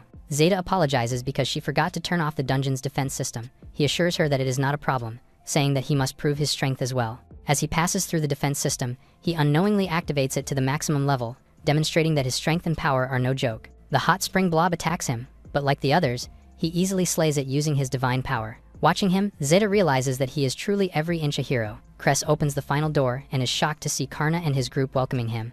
Zeta walks over, impressed that he conquered the dungeon so quickly. He sees familiar faces and instantly recognizes Karna and Esha. He lays eyes on Cecil and senses that her power is no ordinary magic. He demands that she reveal herself. Cecil, impressed by his ability, reveals her true form as the demon lord of lust. Cress grips his sword tightly, ready to attack. Karna steps in and tells him that Cecil is not a bad person. He explains that he works under her as her demon general and shows him his demon mask. Zeta is shocked to realize that Karna is the black demon. Karna apologizes for hiding it, claiming that he never intended to deceive them. Cecil states that she seeks to unite the human and demon worlds and live in harmony. Zeta feels betrayed and lashes out at her for gathering information about humans that could be used against them. Thelma steps in and reminds her that while Cecil is a demon, she also saved their town along with her group. She adds that they saved Zeta as well, so they should at least hear them out.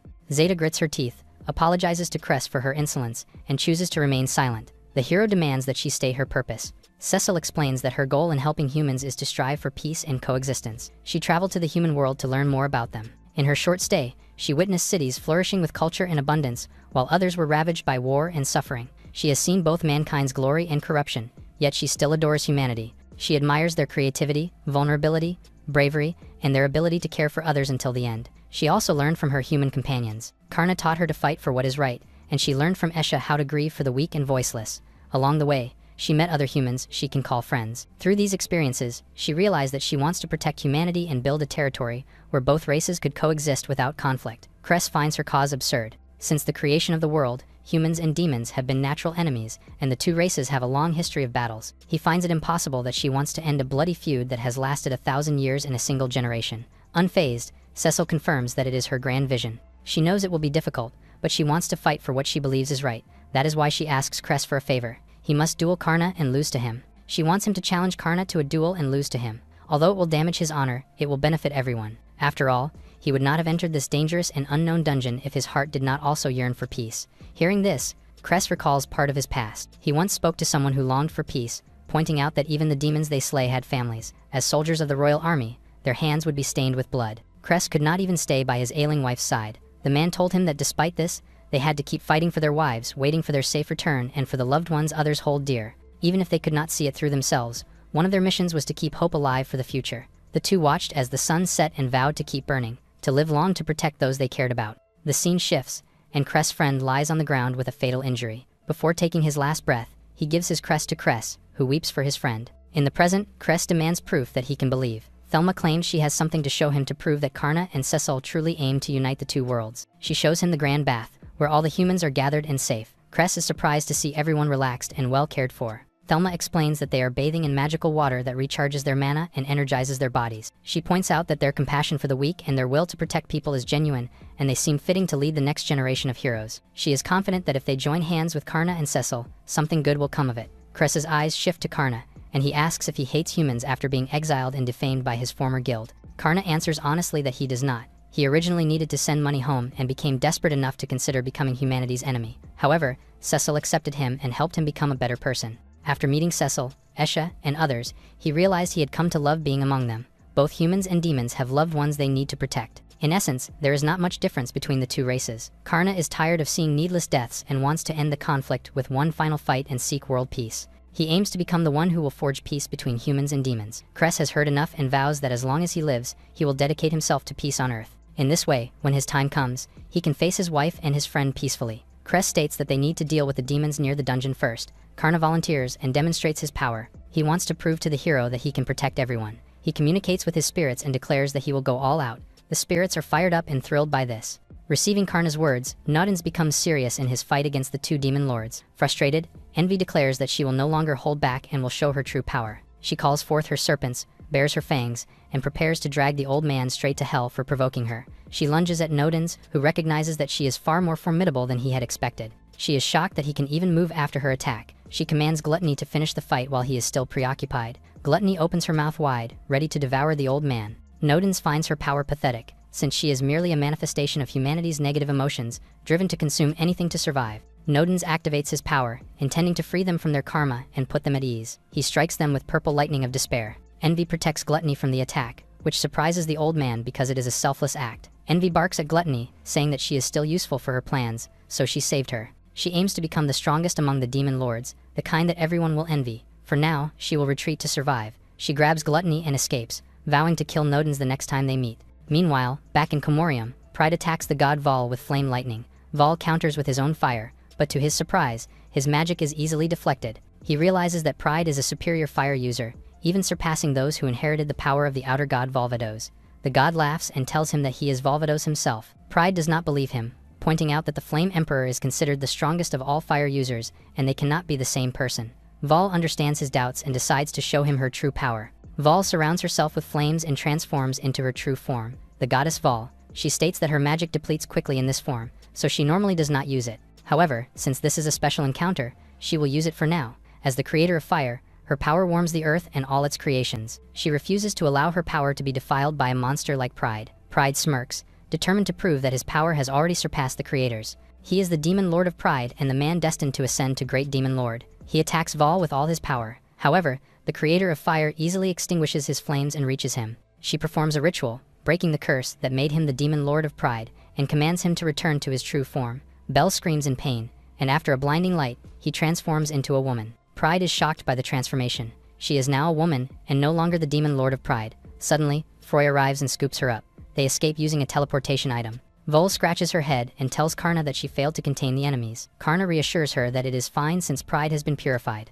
Meanwhile, he and Cress prepare for the final battle between humans and demons. Together, they exit the dungeon, where the royal army is waiting for Cress's arrival. Upon seeing him, the soldiers immediately check his condition. They notice that he is accompanied by an enemy because of Karna's demon mask. Cress tells them that he has something to say to the humans. Karna projects himself in front of the soldiers and declares that, under the demon lord Cecil's wishes, he will protect them and bring them to safety from the demons. The soldiers do not believe him at first, but Karna insists that their goal is to end the war between the two races and create a world where humans and demons can coexist peacefully. He vows never to harm the people, impose unfair taxes, or abuse them. Additionally, they plan to create a dungeon system that will benefit both races. This will provide humans with additional sources of income, allowing them to start businesses around the dungeons. Some humans recognize the potential benefits, but others are opposed to working with demons. Karna points out that this system will also be beneficial for demons. The soldiers turn to Cress and tell him that they cannot accept a proposal involving demons, as they will surely betray humans. The hero recalls the moment Karna promised him peace for both humans and demons. Karna only wishes for humanity's happiness and nothing else. To convince the humans that demons can coexist peacefully,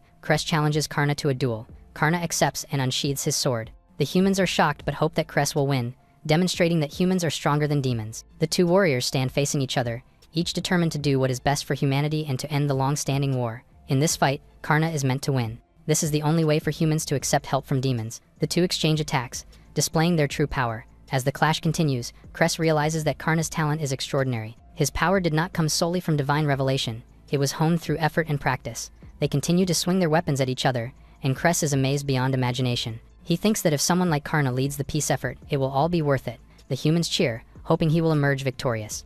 While looking at them, Cress reminisces about his wife, who smiles brightly at him, giving him courage. The people continue to chant his name. He tightens his grip on his sword and swings it toward Karna. The air sizzles with their powers, but ultimately, Karna comes out as the winner. The humans cannot believe that their hero has been defeated. Karna extends his hand to Cress and thanks him for trusting him. They shake hands, sealing their agreement. Cress will rely on him to bridge the two worlds. Despite their agreement, the soldiers and townsfolk feel as if humanity's fate has ended. However, Cress assures them that they should not be afraid, as this is the beginning of a new chapter for both worlds. He will continue to devote himself to protecting the people. Cecil and the others walk toward the dungeon exit. She greets him and warns that things are about to become busy now that their dream is starting. Karna agrees, and the others give him warm, hopeful smiles. This is officially the start of a new chapter in their lives. 1 year after the battle with the three demon kings, Lai, one of the three greedy generals once slain by Karna, fights alongside Deneb and Vega. The two show their prowess, giving their best to defeat the demon. Lai attempts to attack them with his poisonous breath, but Altair blocks it with her magical rope. As a final strike, Vega uses his dark/fang technique and brings the demon down. The trio wins the battle and is declared by Vol to be the first to conquer the Hellfire Midzone. They are initially surprised, thinking the entity might be a new boss. Just as they feel threatened, Vol introduces himself as the guardian of the Flame Emperor and asks if they are ready for the next challenge. Although cautious at first, the trio decide to dive deeper and conquer the next stage of the dungeon. However, to Vol's surprise, they run in the opposite direction, prioritizing their safety. They feel that Vol may gain their trust and betray them later, so for now, they choose to flee. Vol transforms and comments that humans have become much more intuitive and tougher. Later, the trio celebrates their achievement after conquering the Hellfire Midzone. They feel they deserve a cold beer after their ordeal and cheer as they receive the Hellfire Badge as proof of victory. Altair cannot believe it has been almost a year since Cecil conquered the Zeal Arna region. Meanwhile, Karna, wearing his mask, addresses the people in town. For their safety, he instructs them to explore only their assigned dungeons. He encourages them to venture into dungeons in exchange for rewards. Doubtful, the townsfolk worry it may be dangerous, especially for those without skills or power to fight demons. Karna assures them that the dungeons are designed to fit different abilities. There are zones for beginners, mid-level adventurers, and top-tier adventurers. He personally oversees the hard level, which is the most challenging. Beginners can safely explore the surface and reach the middle part. Once conquered, they receive a badge. Those who collect all 5 dungeon badges will receive a personal invitation to Cecil's castle, where any wish can be granted. The trio becomes fired up to continue exploring. They observe that much has changed after humans agreed to coexist with demons, noting undead casually walking on the streets. People from different regions now come to explore dungeons for a chance at fortune. Businesses around the dungeons are booming, providing significant learnings to the townsfolk. However, Deneb is concerned about Karna, Cecil, and Esha, whom they have not seen since the peace talks succeeded. Rumors say the demon army may have captured them. Though they did not know them long, they treated them as friends. They raised their glasses, cheering to their goal of conquering the hardest part of the dungeon and meeting the demon lord. After this, they hope to reunite with their friends. Meanwhile, a spirit watches over them. In the castle, Cecil observes the trio, worried they are overexerting themselves. Esha assures her that they are fine and that Vol has reported they have grown stronger since the last encounter. This confirms that their mission to train humans using the dungeon is working. Cecil is pleased to hear this. Esha adds that the trio could easily defeat an average demon general. Cecil smirks and wonders if they could take down an above-average general. Both look at Karna and agree that he is far beyond their league. Esha asks Cecil what she plans to do with the trio. She replies that she will wait for them to reach her. By then, she will reveal her true identity and let them choose. For now, she must check on each dungeon and monitor the progress of human adventurers. After calling the overseers of the 5 great dungeons, Cecil and Karna begin the Demon General's Council meeting. Esha, now the chief demon general, steps forward and updates them on the progress in the Eternal Coffin dungeon. Since it serves as the gateway to Cecil's castle, many adventurers pass through the dungeon every day. Some manage to break past the entrance guardian, the dragon zombie. After that, the adventurers face her monster cats, which effectively drive them back every time. The cats have the power to steal memories and store them, which later benefits Esha.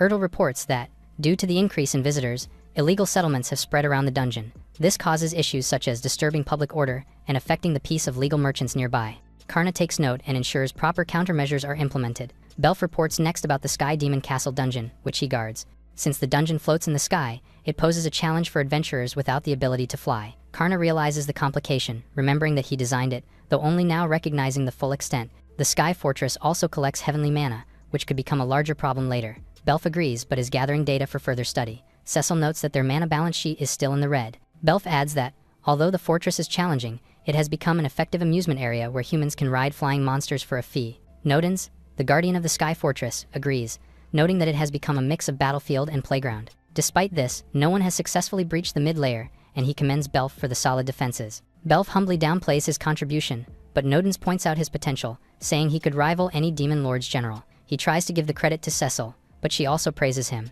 Belf promises to strive harder so he will not disappoint them. Cecil then turns her attention to Karna and promises to support him as his wife. She gets close to him, feeling embarrassed, much to Belf's frustration. Next, the Orc Warfront Guardian reports that their dungeon reuses abandoned human fortifications to protect Orc settlements, farmlands, and ranches. Many humans still attack, seeking to reclaim what was once theirs, and without Karna's help, their survival would be impossible. The Orc Warfront Mid-Layer Guardian thanks him for making them his subordinates. With no further issues, they move to Derek, the guardian of the Hot Spring Labyrinth, with Zeta as her unwilling human relations advisor. Derek reports that the dungeon is guarded by succubi and sahuagins, who dislike fighting. Instead, they set imagination-based traps that expose adventurers' inner desires. For the middle layer, Karna is impressed that the dungeon harvests the second highest volume of mana, after the Eternal Coffin. Derek also explains that the dungeon has a section where adventurers can find love, which guarantees high mana output. Zeta comments that managing human and demon coexistence is exhausting. Cecil assures her she will help every step of the way and promises to send her own proper defense unit soon. Derek checks on the intelligence division and notes that Tasha has helped gather information, creating a data network spanning almost the entire human realm. They have received intelligence about forces plotting to eliminate Cress after his defeat by Karna, though others resist these plans. Cecil orders Cress to be protected at all costs, as he is key to their mission. Derek adds that low-rank adventurers and thieves are flooding in, raising serious local security concerns. Isha is alarmed and suggests implementing serious countermeasures. Karna volunteers, claiming he has a secret plan up his sleeve. Late at night, Karna performs a ritual, calling forth ancient spirits. After the spell is complete, legendary heroes, adventurers, and nobles from the past rise from the dead. Esha is overwhelmed to see faces from history books. Karna seeks their help to restore order and protect the local population. He reminds them that they need rest and magical energy, but otherwise they will remain mostly inactive. Esha cannot believe the audacity of his actions but remains casual. Cecil praises him for solving another problem so brilliantly. Vol reports on the latest progress. He announces that a team has cleared the mid-layer of the Hellfire dungeon, which is fascinating and hard to believe. He shows the trio, Deneb, Vega, and Altair on the screen. Cecil says, this is the perfect moment to discuss the coming-of-age system. Dungeon badges are crafted from magical relics, salvaged from the legacy of the Demon of Greed. While the badges do not grant powers directly, they store magical energy. Humanity grows stronger through steady training, discipline, and gradual accumulation of mana. When a skilled individual earns a badge and continues to fight, the badge amplifies their mana, allowing them to evolve further. The Orc Chief asks what they hope to achieve by strengthening humanity. Cecil explains that for both worlds to coexist, they must stand as equals. Humans need to be trained to grow as strong as demons, sharing control over the world's order. She envisions a bond of respect and trust between the two races, holding Karna's hand as a symbol of possible human-demon cooperation. Derek expresses concern that humans might grow strong enough to overthrow demons. Cecil points out that demons must train just as hard to prevent falling behind. With enough mana, demons can grow even stronger, and they are living proof. Belf becomes fired up and agrees, vowing to become stronger to protect Cecil. Cecil and Karna exchange smiles, proud of their achievements. Later, as they prepare to rest, Cecil notices that Esha is not around. Karna explains that she returned to her room to tend her cats. Cecil flashes a naughty smile, implying that it is just the two of them, which embarrasses Karna. She apologizes for making him work hard and reminds him that the path to coexistence is difficult. Peace does not come easily. The demon clans remain divided, and humans are still greedy. Nobles and royals continue to profit from endless war, while many suffer without hope. Even if peace comes, uprisings against the ruling class could cause civil strife. Until humanity can save itself and fight on equal terms with demons, the path will be difficult. Cecil reassures him that, as long as they stand hand in hand, they can help humanity survive. They will support each other toward their ultimate goal. She thanks him for being with her, and he expresses his appreciation for her helping him realize his dream. Just then, Belf enters the room with urgent news. Gluttony, envy, and pride have attacked. In Pride's domain, blazing volcanoes rise over a scorched land. A demon general urgently questions if their demon lord has awakened already. A helper responds softly that she has kept herself locked up in her chamber. The soldier is worried that morale will suffer if Pride doesn't get her act together despite Froy's efforts to cheer her up. Frustrated, he proposes to replace the demon lord until a powerful force shakes the castle. A swarm of locusts suddenly invade the domain, darkening the sky as they surge forward. A blazing beam erupts to stop the invasion, blasting forward as fiery projectiles chase the swarm. However, the locusts are unscathed, triggering the demon soldiers to panic and retreat in fear. Inside the castle, another demon soldier reports the invasion, triggering the general's fury as Gluttony betrays them. The demon soldiers pause in shock, seeing Envy and Gluttony mock them as they enter the castle freely. The soldiers are in disbelief after seeing the two demon lords join force in betraying their domain. Envy continues to mock the general and explains that the 7 demon lords are destined to feast on one another when one rises too high. Gluttony expresses her confusion, but Envy explains that there can only be one true demon king, prompting the demon general to question her logic when there are 2 of them currently. Pride silences him with a furious glare, forcing the soldiers to the ground under the crushing pressure of her presence. Gluttony suddenly makes her move, transforming into a massive monster as she prepares to eat the soldiers. After devouring them without hesitation, Gluttony returns to her cute form and thanks them for the meal. Still craving for more, Envy reassures her as they move on to the next course. Her excitement displays as she prepares to cause even more chaos within the castle. She quietly reveals her lingering fear that the old gods might strike again after a year of silence. She declares her resolve to stand above everyone else, vowing to become absolute as fear drives her toward overwhelming power. Meanwhile, Gluttony worries and admits she is better suited for support magic rather than direct combat, prompting Envy to conclude that they must strengthen their best fighters and face the situation head-on. Gluttony hesitantly asks if they are still talking about food, prompting Envy to explain that she plans to feed Nodens to Gluttony to empower her. Realizing this involves overwhelming magic, she reacts with excitement and loudly demands strong magic to eat. Silently, Envy smirks calmly and explains that Gluttony can consume anything and convert it into magic. Envy outlines the plan clearly, stating that Gluttony will eat Pride to strengthen her vessel before devouring minions one by one to absorb their power. She then declares her plan to kill Gluttony and absorb her strength so she can take everything for herself, calling it a flawless path to absolute victory. Satisfied with her strategy, she urges Gluttony to advance, slamming the door as they reach Pride's room. Helpless, Pride lies in bed and tells the intruders to stay back, but Envy mocks her by calling her current form small and weak, claiming her strength and karma were split in 2. She ridicules her loss of confidence and transformation, dismissing it as pathetic. Without warning, Envy restrains her, insisting she must understand hardship before being allowed to serve, causing Pride to struggle and cry out while Gluttony can't wait to devour her. Pride panics as her thoughts fracture under pressure. At that moment, freezing magic surges in, slamming into the 2 demon lords and interrupting their control. Froy finally appears to rescue Pride, shielding his demon lord and apologizing for the delay, as the locusts took longer to subdue than expected. Pride realizes it is too late, until Envy slams the ice with her foot. She scoffs and mocks the weak attack, and Gluttony taunts Pride's frozen state. Pride curses the traitors as Froy holds her tightly. Meanwhile, Derek and Esha finish their report to Karna and Cecil. Derek explains that they have not tracked Pride since she lost her base and assumes she is still on the run. Vol wonders if releasing Karma was a mistake, but Esha states clearly that she is still an enemy and does not deserve mercy, while Cecil adds that she wiped out the aristocratic army and remains dangerous even if she is absent. Esha also confirms that demon generals like Belf have grown stronger and suggests that they should attack other demon lords' territories, but Cecil's response is firm that now is not the time to act. She explains that many humans are focused on the 5 great dungeons, fewer are entering demon domains, and with limited magic and civil unrest, Karna realizes that the demons will weaken on their own. Cecil suddenly declares that their time is limited and suggests completing one important task first.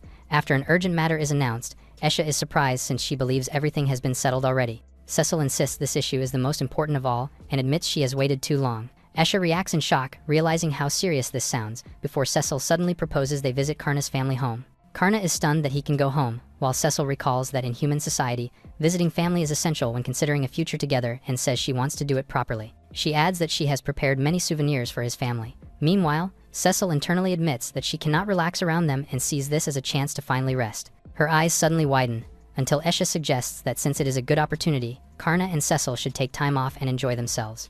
Esha volunteers to handle defense while they are away, but she really plans to use the time to rest and cuddle with her cats. Karna begs Esha to come with them, but she loudly refuses and insists he is ruining her cuddle time. Despite his pleading, she resists until he explains that his grandparents would feel more at ease if she were present. He suddenly plays cute and acts pitiful as he tries to convince her, flustering Esha all of a sudden. She finally agrees but demands he stop looking at her that way. He thanks her enthusiastically as Cecil notes how effective Karna's pleas are. Meanwhile, at Karna's family home in the remote region of Jilarana, a giant chicken named Coca for laying a massive egg as Grandpa cheerfully thanks and praises her, wondering how surprised Karna would be to see it now. The eggs are revealed to sell for a large sum, which makes Grandma question if they should be living comfortably like this. Suddenly, the earth shakes and causes shock and panic among them. The ground suddenly trembles as something massive approaches. A red dragon crashes into the area, roaring as everyone freezes in panic. Karna's grandparents shout in alarm, realizing a heavy dragon has appeared in the mountains and is heading straight toward them. The dragon looms over the barn until Gaia's massive hand ascends from the ground and commands the dragon to be still.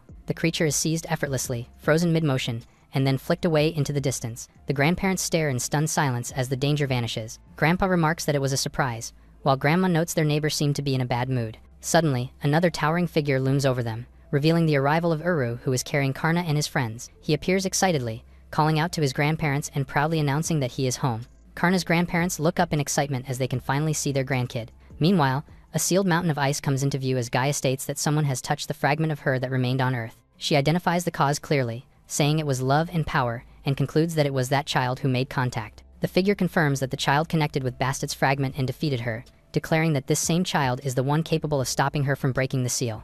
Meanwhile, Uru calls on the earth to gather steel as divine power surges around him to create a skillet and a stove. The eggs are cracked first, milk and seasoning are poured in, then Nodens vigorously stirs everything together, while Vol channels scorching fire and commands it to manifest beautifully. The heat rises as the cooking continues, leaving the dish half-cooked before it is refined further.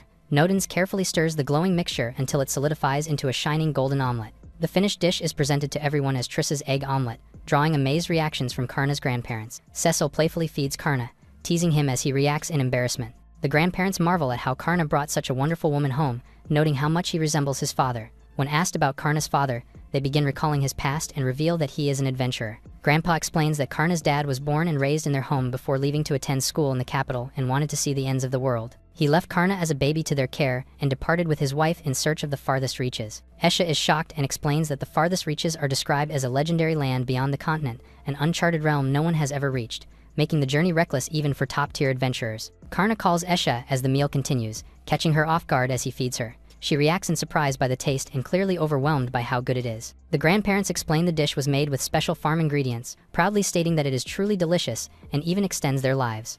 Isha also notices her skin becoming smooth, and the grandparents joke that they look younger, comparing it to when they first met. Karna happily announces he has another present for them, turning to Uru for help. The dragon responds immediately, activating teleportation magic as a magic circle forms beneath him. Cress and Thelma arrive, greeting Karna and Cecil after a long time. Karna introduces them as work colleagues. Thelma politely introduces herself, while Cress reveals himself as the former hero, thanking Karna for the invitation and acknowledging how much Karna has changed. Karna apologizes for summoning them so suddenly, but Thelma responds that it is not a big deal. Cress expresses gratitude for being invited, and Karna says he is glad the former hero is doing well. Karna then asks Thelma to begin, and she confidently agrees, activating healing spring magic and summoning a powerful surge of water that erupts into the ground. The grandparents react in amazement as the hot spring forms and call it a wonderful gift. Karna smiles and says he really wanted to make them happy now that he is back home. They quietly watch him, until reassuring Karna that he made them really happy. The grandparents reflect that there is no greater joy than seeing Karna loved by his companions and caring for them. They thank Karna sincerely and say they are happy. The moment ends with Karna running forward and embracing them warmly. Cress notes that even the strongest demon general who once saved the world is still just a child, prompting Cecil to agree quietly with the observation. As Cress continues to watch Karna cling to his grandparents, he remarks that he is strong and cool, but also has a childish, mischievous, and cute side. Karna beams with a bright smile as he hugs his grandparents. Steam rises from the hot spring as the tension in the air slowly eases. Chris exhales deeply and feels every muscle in his body loosening as he relaxes. The fatigue from the long journey is clear, and the grandparents tell them they must be tired, so they let them use the hot spring before them. Cecil notes that this bath is a gift for Karna's family, and they kindly let them go first. Still soaking in the hot spring, Cress wonders how long it has been since he last felt peace, while Karna acknowledges that things must have been tough for him lately. Cress shares that since the alliance was formed, the human territories have been in constant chaos. Kingdoms that lost their armies were forced to rebuild by collecting wartime taxes. He explains that poor civilians who could not afford the heavy taxes had no choice but to flee their homes. Cress shares that he now manages the border between himself and the king, since the royal knights have lost trust and are limited to security duties. Cecil realizes that this is why humans have been steadily flowing into the Demon Lord's territory. Thelma and Esha share that there are even reports of humans becoming official citizens of the Demon Lord's territory and receiving protection. Cress says that's still not the only issue, because the human extinctionist church is exploiting the chaos to stir up fear of demons and stop people from fleeing into the demon lord's territory, adding that Cecil has shut the border and even the capital has been cut off from the royal territory. A map shows other northern lands being liberated, with refugees being redirected toward the border connected to the demon lord's territory, since it's the only route still open. In the northern demon territories, weakened pride, envy, and gluttony are fighting, and there's a high chance a human kingdom will try to invade the demon lord's land while the region is in chaos. Cress warns that, at this rate, another war between humans and demons could break out and insists they must stop it at all costs. Cecil looks serious and says that things are finally starting to get dangerous. Thinking about the faceless sloth, Esha shares a story about a mysterious demon lord lurking in human territory, which Cecil confirms that he is aiming to sever the ties between humans and demons while manipulating politics within the kingdom. Karna immediately suggests gathering information about Sloth by investigating the faceless one. Instantly, the group reacts in shock as Karna announces that information about a new demon lord has just been received. Esha immediately asks where the information came from. Karna explains that it came from the old gods' grandpas who are currently sleeping, saying it's from their place next door. He explains that one of the old gods, the goddess of earth, will reveal information about the new demon lord if they clear her trial. He confidently adds that the goddess of earth will tell them everything they need to know about the new demon lord. Karna excitedly suggests that they conquer the hidden dungeon together and gather information about Sloth. The group reacts in disbelief and realizes that the place being mentioned is the old god's hidden dungeon. A massive pillar crashes down as the ground trembles, revealing something enormous emerging from below. The group arrives before a colossal skull-shaped structure that Karna identifies as the entrance to the hidden dungeon. Cecil marvels at the dungeon's appearance and asks how Karna managed to build something like this,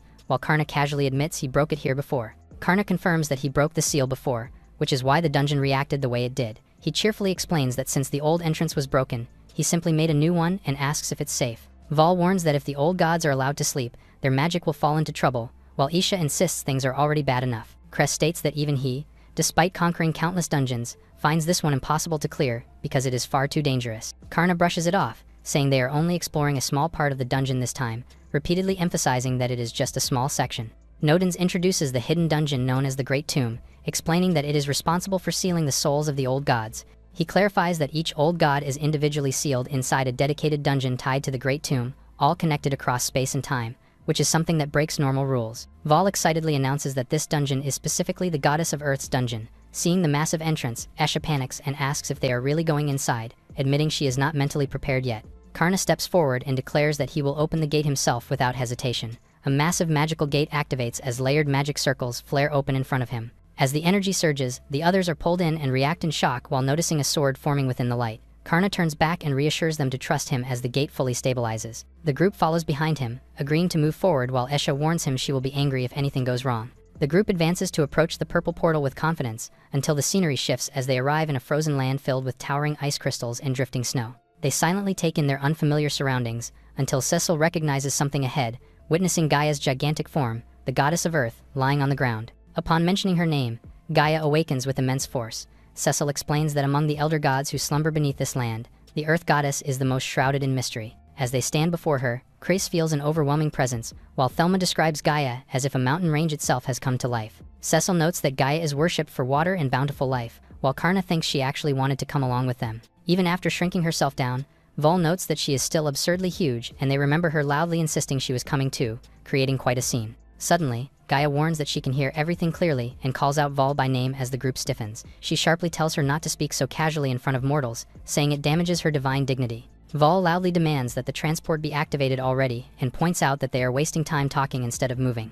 As they look up, Esha questions whether they are really supposed to climb the colossal goddess's fingers. Karna casually confirms that this is exactly how they climbed before when they first came to break the seal. Even with time frozen from the outside, Nodens realizes that the climb must have taken years. They started from her toes and slowly climbed upward, making their way past her shins to her thighs. They continued past her waistline and crossed the twin peaks that rose beyond her navel. Karna kept climbing without stopping, pushing himself higher and higher. In the end, he reached what they called the summit, leaving others stunned as they questioned where he actually ended up. Thelma questions whether he really climbed the goddess herself, while Cecil stares at him suspiciously, prompting Karna to act defensive. He panics and explains that she was so massive he could not even tell what he was climbing, quickly denying what it sounds like. Esha cuts him off sharply, saying it does not matter and accusing him of planning to do the same thing again, and insists they only came for information on the new demon lord. The goddess speaks calmly, saying that this time she summoned them herself and that this is exactly what they were hoping for. As the surroundings shift, she offers a slight compromise and suggests another trial instead. After declaring that they must overcome this trial,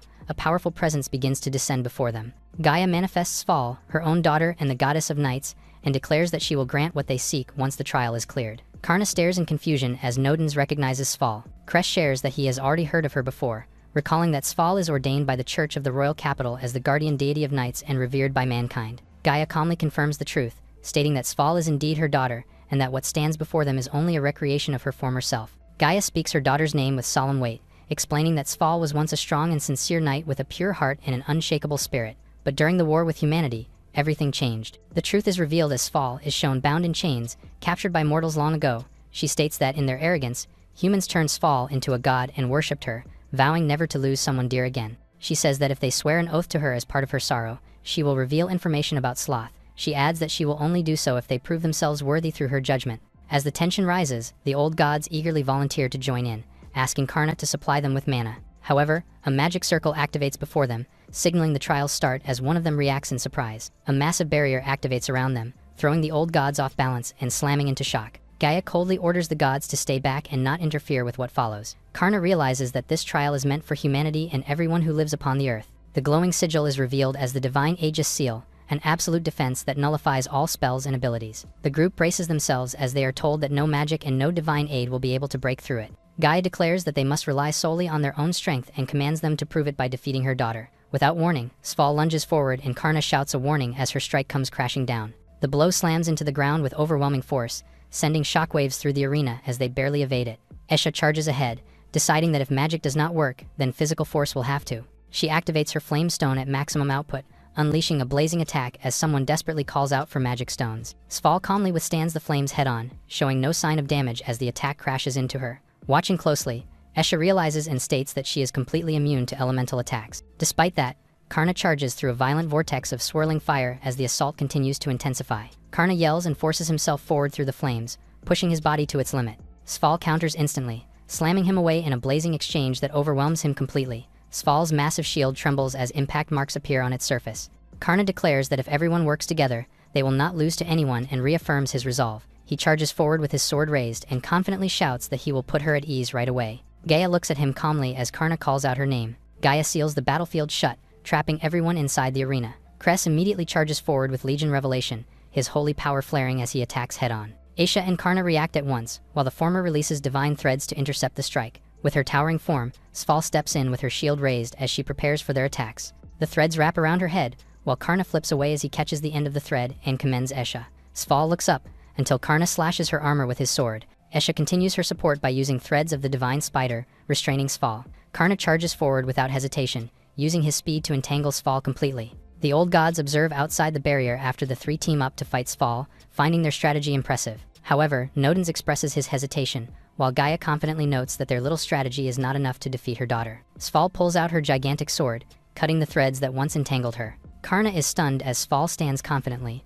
while Esha is in disbelief after the Lady of Nights sliced through her spider threads instantly. Sval prepares to make her move, launching a powerful slash in her way, but Cecilia blocks her attack without hesitation to protect her comrades. Karna and Esha are stunned after Celia shields them, while Esha thought she could not use spells, but Celia clarifies that she is not using magic. A powerful blast erupts as Celia explains that she is releasing all the mana the people of the Lust Demon Realm have gifted her. She manages to successfully counter Sval's attack, but she is uncertain if she can still block their opponent's next attack. Thelma suddenly chants an incantation, asking the mighty earth to bless her revelation. Sval is stunned when ice bursts from the ground. Thelma urges Karna to make his move while the goddess is off balance. Crest tells everyone to finish the fight in one strike. Karna charges without hesitation, flames training behind him. Karna slashes the goddess with his holy sword, and the battlefield falls silent. Karna notes that he doesn't want any human or demon to suffer or be hurt anymore. His sword suddenly breaks, promising to find the goddess of nights if she still suffers somewhere, and continues to fight for Gaia, prompting the earth goddess to smile in approval. Sval suddenly disappears,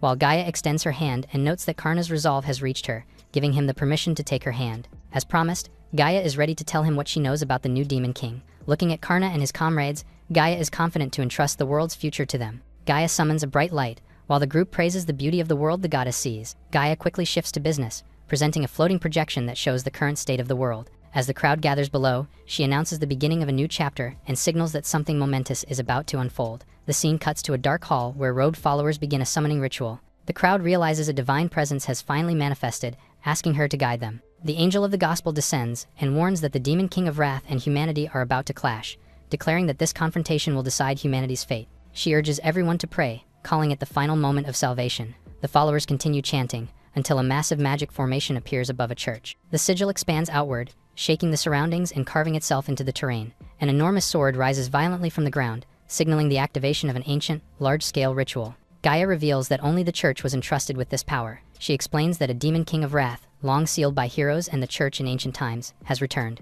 The crowd learns that this demon king was once forgotten entirely, erased from common knowledge, while Karna points out that she looks just like the goddess of the nights. Gaia confirms his observation, explaining that Tricilia was captured by humans, and her soul was shattered by the church itself. That shattered soul was divided, destroyed, and fused into a single being, creating what is now known as the Demon King of Wrath. The cruelty of the act shocks the group. Gaia asks if they understand the origin of revelation. Cress responds that revelation is an imprint granted by the church, falsely labeled as talent or profession. Gaia reveals that Sval gave revelation to humanity, shocking the group. The goddess also shares the truth that the church implanted fragments of Sval's shattered soul into selected humans, creating heroes and knights, and this manipulation is revealed as the real origin of revelation. Cress reacts in disbelief as the goddess explains that while most recipients were controlled, there were exceptions. Gaia points out that Cress was protected by gods outside the church's influence, while Thelma was blessed with the hot spring talent and revealed to have been protected directly by the earth goddess herself. Meanwhile, it is revealed that Sval's true soul resides beneath a specific altar, guarded by remnants of an ancient civilization. Esha concludes that the same imprint was used on both humans and demons, meaning their powers share the same origin, leaving Cress shaken after thousands of years of meaningless conflict. She then reveals an important truth about how different Karna's revelation is. His power is directly connected to the secret of his immense magical strength and traces back to a fragment of a creator god that once landed on Earth and was bestowed upon the ancestors of the Necromos family. Over time, the sages refined necromancy from that fragment, turning it into a formal profession. Karna learns that this power awakened within him naturally, which explains why he is ridiculously strong.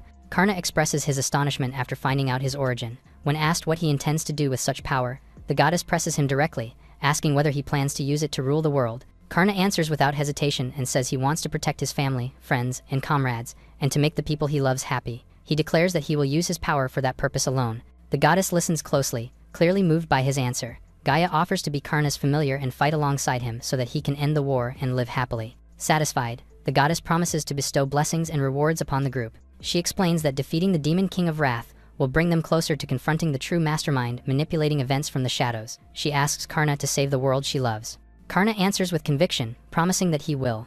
Deep within the Demon Lord of Pride's final dungeon, the last defensive line collapses as envy and gluttony break through. The Demon Lords celebrate wildly, convinced victory is assured now that only the Ice General is left. With this, envy and gluttony cheer that Pride's head is finally within reach. Suddenly, a demon soldier orders his forces to stop the intruders before they reach their lord, but envy boasts that gluttony's overwhelming magic makes defeat impossible. Gluttony charges in gleefully as she transforms into a giant head. Inside the dungeon, Pride is visibly terrified, begging Froy not to leave her alone. Froy reassures her that he won't go anywhere, while Pride is ready to give up everything just so they won't hurt her, as she slowly loses her hope. Froy responds that it's useless and declares that envy and gluttony will consume them all, triggering Pride to spiral out of control. Cornered and broken, Pride begs Froy to end her life and inherit her soul. She reveals that she was blessed by the outer gods and cannot die normally, desperately asking him to kill her and inherit her soul, saving her from a worse fate. Froy steels himself and pushes her against the ground. Pride closes her eyes and begs him to make it painless. Suddenly, a drop of tear falls into Pride's face,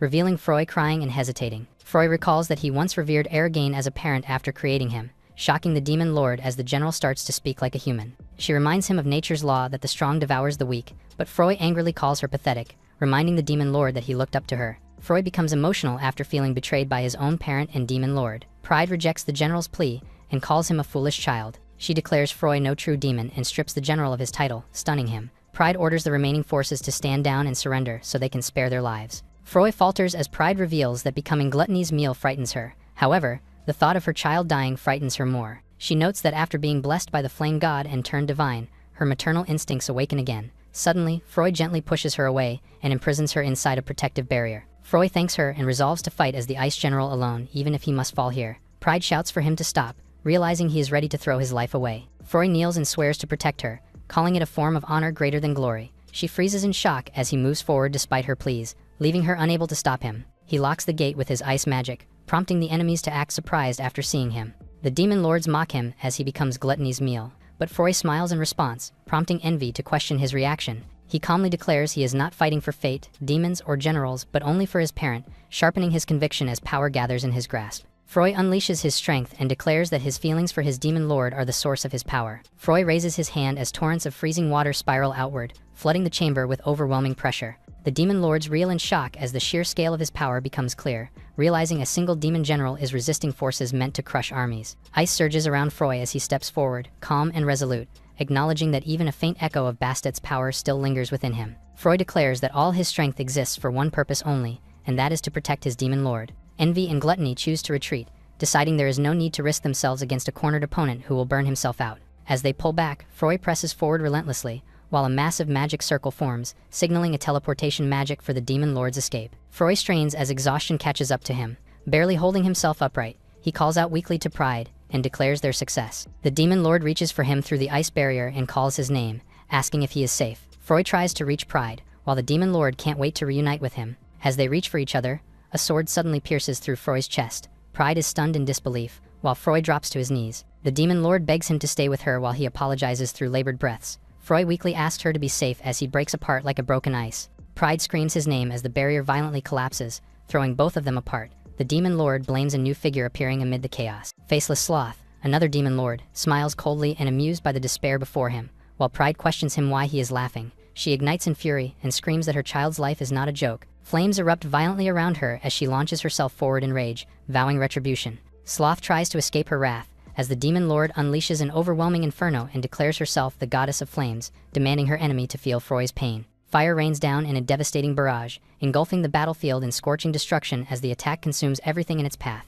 Sloth is thrown away from the impact, but he manages to summon a teleportation circle, mocking the demon lord with a cold-hearted smile, narrowly escaping as flames tear through the area. A distant shift in scenery reveals the human realm's royal capital cathedral, the place where Sloth teleports to. He skips inside his mansion as if nothing happened. Sloth announces that everything has gone exactly as planned. He mocks the situation as a dull game and lacks excitement. He transforms into another figure and expresses his appetite. He transforms into another figure again and as a composed old man and declares the stage an altar of sin, all for his lord's entertainment. The final host sits down, introducing his real identity and declaring the beginning of the final act. Addressing the unseen audience, he invites them to enjoy the show until the very end. Under a focused spotlight, he kneels theatrically and begins invoking the Lord of the Outer Gods, who is the primordial one. In a peaceful countryside, Karna asks Cress if he is leaving already, to which the former hero confirms. Cress presents the divine artifact called the Ring of Life, explaining it is a gift from the Earth Goddess that can revive the dead, meant for his fallen comrades. Cress reflects that he could use the ring to bring them back, including the subordinates who worshipped him, revealing there is someone he wants to see from the bottom of his heart. Yet when Karna asks if he will use the ring, Cress refuses. The former hero says they live their lives fully, even if briefly, and he cannot bind them again for selfish desires. He declares his mission is to create an era of peace so that people can live fully when reborn, calling this his duty. Karna praises his resolve and tells him to discipline himself and fulfill his duty as a hero, assuring him that his wife is watching over him. Cress quietly hopes so. A memory surfaces of his wife waving to him, as he admits she was too good for him and always gave him peace even while he lived in constant war. He explains that because she was there, he could be a hero. Though he wants to live with his wife again, he states he cannot abandon his pride as a hero. Cress asks Karna to hold onto the ring, vowing to see his path through to the end. He asks Karna to promise to save as many lives as possible and protect the kingdom. As the ring is passed to Karna's hand, he tells Cress to let him know if he ever wants to use it, while Cress prays that day never comes. Cress activates teleportation magic, saying he has talked too much and is being carried away. He announces he is returning to the kingdom to prepare for the great war against the demon Lord of Wrath. As he departs, the group admits that even together, they cannot defeat the demon lord right now. Nodens reminds him that the demon Lord of Wrath possesses the souls of Bastet and Sval, making him an exceptional being on par with an outer god and stronger than the 7 great demon lords. His territory expands, spawning high-difficulty dungeons and increasing danger. Cress reassures them not to worry, declaring that humans and demons will unite against the demon Lord of Wrath by forming a united front. He promises to fight with them until the end to realize the future they promised that day.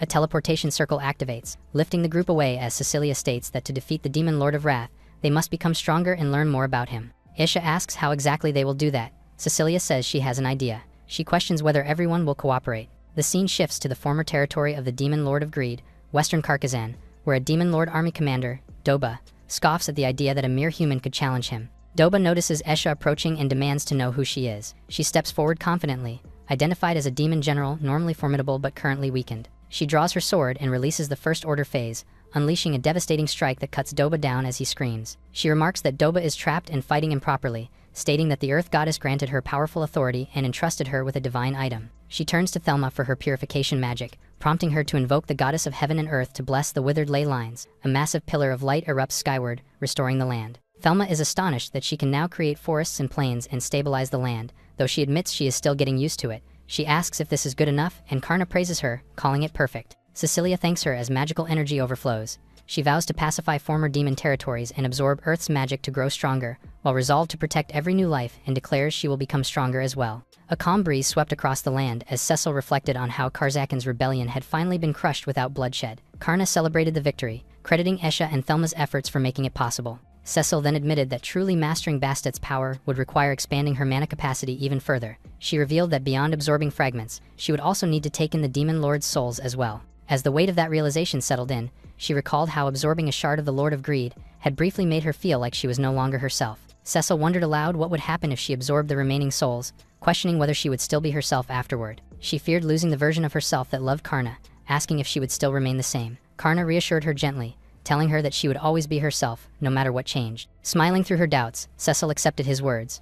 Overcome with emotion, she embraced him, comforted by his promise that his feelings would never change. Cecil thanked Karna quietly as the moment lingered. She explains that the 7 demon lords and fragments of the same god had fought each other for ages. With the Lord of Wrath rising, time was now running out, making unity essential. Cecil resolved that humans and demons must stand together to stop the faceless sloth, who thrived on chaos. She proposed fighting side by side for a future where both races could coexist, and Karna eagerly agreed. Hearing her conviction, Cecil notes that perhaps the timing truly was perfect. Suddenly, Gaia appears before them, reporting a disturbance that caught her attention as a massive mana clash erupted within the Pride Demon Lord's territory. She confirms that the battle between gluttony, envy, and pride was rapidly intensifying. In a hellish battlefield, the land burns under overwhelming power. Gluttony and envy escape from hurling attacks as they realize that scattering the cursed fog was a bad idea. Gluttony and envy describe the situation as spiraling far beyond control as they experience pride's fury. Driven by vengeance for her child, pride unleashed a devastating assault, declaring that this was not even Freud's full strength.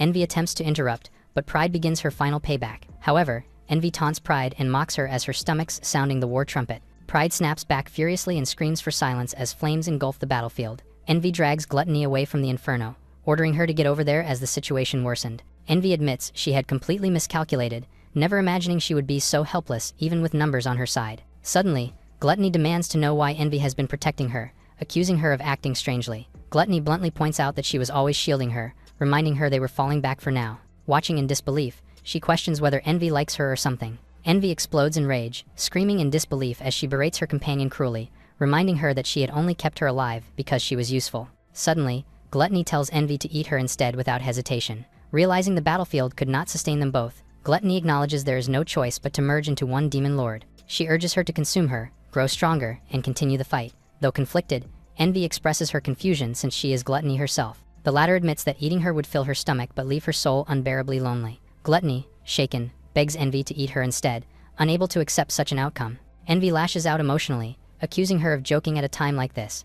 As energy surges violently between them, Envy screams that a demon lord's throne was not something to be given away. Envy shouts back that winning meant taking everything, including what was theirs.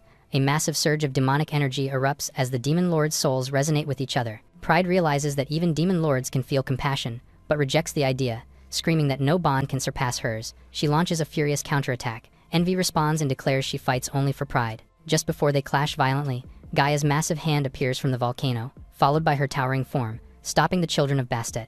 The Earth Goddess finally intervenes, descending with divine authority and declares a ceasefire in her name, while Karna stands confidently on her hand with his staff. Gaia descends, prompting Envy to instantly question why she has appeared in the battlefield. Karna explains that he felt their magic clash and rushed over using teleportation with Gaia's avatar. Envy accuses him of scheming while everyone is exhausted, reacting with open hostility. Karna calmly introduces himself as an envoy sent by the Demon Lord of Lust, correcting her assumption. He asks for strength to end the endless feud between demon lords, speaking with clear resolve. He offers a deal, proposing an exchange involving the seals of the outer gods. She hesitates, clearly displeased, tightening her grip as she considers his words. Both demon lords erupt in anger, rejecting the idea outright and refusing to be ordered around. Karna is clueless and questions whether the outer god seals are truly stronger than current powers, but Envy furiously replies that it's besides the point. The demon lords declare her pride, insisting strength should come from one's own might alone. Pride observes from afar, until Karna notices her. She watches in shock, recognizing his figure as someone similar to the one who killed Froy.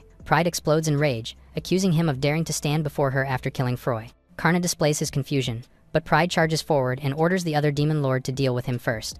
Envy responds furiously and declares she will kill him with her own murderous intent. Gaia watches calmly until Karna declares that the negotiation failed, but she asks him to hold back a little. Karna acknowledges her command without resistance. He launches forward, unleashing a focused strike aimed directly at the enemy. Pride is hit first head-on, her body thrown back by the impact. Barrages of muddy bullets fire into the ground, but Gluttony simply devours each strike. Envy scoffs, mocking his magic as weak and unworthy. She declares the seal of Gluttony devours even creation itself, dismissing compatibility. Gaia calmly interrupts, suggesting a different solution. Karna looks up in surprise after a glowing sword descends from above and radiates a cold blue light. Gaia confirms that it is Vol's sword, recalling its past burden and sacrifice. She asks him to use it instead, while power surges through him as he thanks her and grips the sword firmly. Envy charges forward, announcing this will be the final blow. Gluttony expands her form and counters with a class-level devouring technique. A burst of blue light flashes as Karna cleaves through with a single decisive slash. The demon lords are separated by the strike, stunned and overwhelmed. Karna instantly activates multiple seals, asking the goddess to rest while he finishes things. Crystals scatter across the battlefield as the seals stabilize. Karna moves through the lava field, stating it's cramped but under control. He steps closer and clarifies he did not come to fight the demon lords. He extends his hand, saying he came in friendship and not hostility. Pride looks at him silently, her expression conflicted as the flames continue to burn. Pride asks if he came to join forces while standing amid the scorched ground. She scoffs and attacks in anger, declaring it is for Froy. Karna blocks the flames effortlessly, insisting he does not even know who Froy is and has done nothing. She accuses him of mocking her grief, shouting that he dared say that after killing her child. Confused and firm, Karna says he truly does not know anything and believes she has the wrong person. She falls silent for a moment, staring at him with conflicted eyes. Power suddenly erupts around her as a violent aura surges upward. Pride screams in shock, unable to understand the magic overwhelming her body. Karna calls out to the Lord of Wrath as he rushes forward through the air. Gaia identifies the magic as Sloth's work and confirms the Faceless is involved. She declares she will track the magic through the Earth's network since it is in her control. Both of them tense as the ground reacts to her authority. A massive monster bursts out in flames, roaring as it charges. Gaia questions why a giant monster is here, suspecting it is a minion of Sloth sent to stop them. The goddess explains that any life on Earth daring to challenge her will face judgment as the monster charges forward. Gaia calls out to Karna and asks him to lend her strength. He answers eagerly, telling her to send it and claiming he will take one of the old gods' magic. She gathers power and invokes the wrath of the Mother Star. A devastating beam erupts as heaven and earth seem to collapse. The attack crashes down in a blinding explosion. She admits he overdid it and apologizes for trying to hold back. The battlefield settles as Sloth's power completely vanishes. Gaia warns Karna that their movements are now more active and urges him to be careful. He promises to return to Lord Tigua and hand over the 2 seals they obtained. The scene cuts to a distant cathedral where Sloth resides. Pride wakes up weakly, groaning as she lies on the floor. She looks around the unfamiliar hall, wondering where she is and what happened to her. Sloth arrives and notes that she is awake as she struggles to sit up. Startled, Pride demands to know who the person before her is. Sloth takes a new form, introducing himself calmly and tells her she may call him the Pope. Sloth explains he has long worked in the shadows, manipulating humans and demons alike, until Pride finally realizes that he is the demon lord of Sloth and asks why he reveals himself now. Sloth says he could not remain hidden anymore and chose to show himself. He thinks about Karna and identifies him as the abominable child of God. Defeated and trembling, Pride admits that Karna is far too strong and she could not win. Sloth states plainly that there was no other possible outcome, but he reveals that there is a way to defeat him. Sloth confirms that such power does exist and prepares to reveal it. Pride kneels as he says he can bestow it upon her. A blazing seal appears, revealed as the hero oracle executed long ago. Sloth reminds her she abandoned gods and humanity and was branded with heresy, yet he claims that as a mother who lost her child, Pride's pain and desire for revenge are justified. She declares the demon lord worthy of receiving a new hero's oracle. 2 souls manifest, bound by a mother's rage and hatred toward humanity. Sloth vows to lend her strength so she can avenge her child's death. He asks if the demon lord is prepared to accept the power he will bestow. Pride reaches out, clenching her hands in resolve. She shouts that she wants the hero's oracle and demands it be given to her. Sloth smiles calmly and agrees. Golden light engulfs the demon lord as the oracle is finally transferred. She collapses in pain as Sloth orders her to surrender, promising the pain will soon fade. He states bluntly that even now, she is still not strong enough to defeat Karna. Gritting her teeth, Pride insists this is not what she was told and admits she still cannot defeat him. Sloth calmly tells her not to worry as she struggles to rise. With a twisted smile, he explains that to make her stronger, they simply need to add another soul. Sloth notes that the answer is to get Cress, the hero of humanity, revealing that he has already cultivated an oracle and that it is too late. At the human realm's royal capital, Cress walks through the hallways. Suddenly, reports mention that the Wrath Demon Lord subjugation party has been completely annihilated. In the council chamber, officials argue that if even their strongest heroes have fallen, defeating Wrath is no longer possible, as the surrounding area has become an impenetrable dungeon fortress. Morgan, an archmage from the former hero's party, orders the evacuation of citizens, the gathering of food and supplies, and the establishment of a defensive line. Another council member objects angrily, warning that doing so would cut off the kingdom's primary breadbasket. Another lord furiously asks where their prince is while humanity stands on the brink. The empty hallway reveals as the official tells them that their prince is taking a nap instead. One of them hesitates but confirms that he skipped the council meeting. Inside his chambers, it is revealed that the prince silences his attendants and berates the council for their incompetence. He complains that despite following every order, they still blame him for the defeat. Irritated, he demands to know why the girl is making those faces. He explodes in rage, accusing them of questioning his authority and calling one woman a filthy wench. Furious, he orders her thrown out of the harem and fed to the monsters. Before the order can be carried out, his wrist is suddenly seized mid-strike. Cress restrains him effortlessly, greeting the prince with respect. Cress coldly instructs him to leave the rest to him and keep this incident secret, noting that the prince did not change a bit. Furious, he questions Cress what is the meaning of his sudden appearance. The prince accuses him of treason for sneaking into his harem and threatens punishment. Laughing arrogantly, the prince declares he will disband the royal knights and execute him for his insolence. Cress kneels, stating he came knowing his actions would be seen as disrespectful. He declares he has a plan to save humanity and defeat the demon Lord of Wrath. The prince mocks him, asking how an old man could possibly defeat that monster. Cress explains that the prince right now lacks strength, but proposes using the enemy to defeat the enemy. He formally presents his proposal, suggesting Sicilia's demon army be treated as a peace force to jointly defeat Wrath. The prince reacts in disbelief, shocked by the suggestion. He shouts that exterminating demons is humanity's mission and refuses to cooperate with them. Cress calmly explains that demons oppose Wrath and that even demon infighting creates exploitable weaknesses. He declares that he will be the one to unite them. The prince hesitates, worried that if he delays, his younger brothers may rise and challenge him. After a pause, the prince agrees but warns there will be conditions. He states that Cress will bear full responsibility and threatens him if he fails. Cress accepts calmly, acknowledging the risk. Resolute, he vows to fulfill his mission even if it costs his life for the future of humanity and demons, asking Karna to wait for a little longer.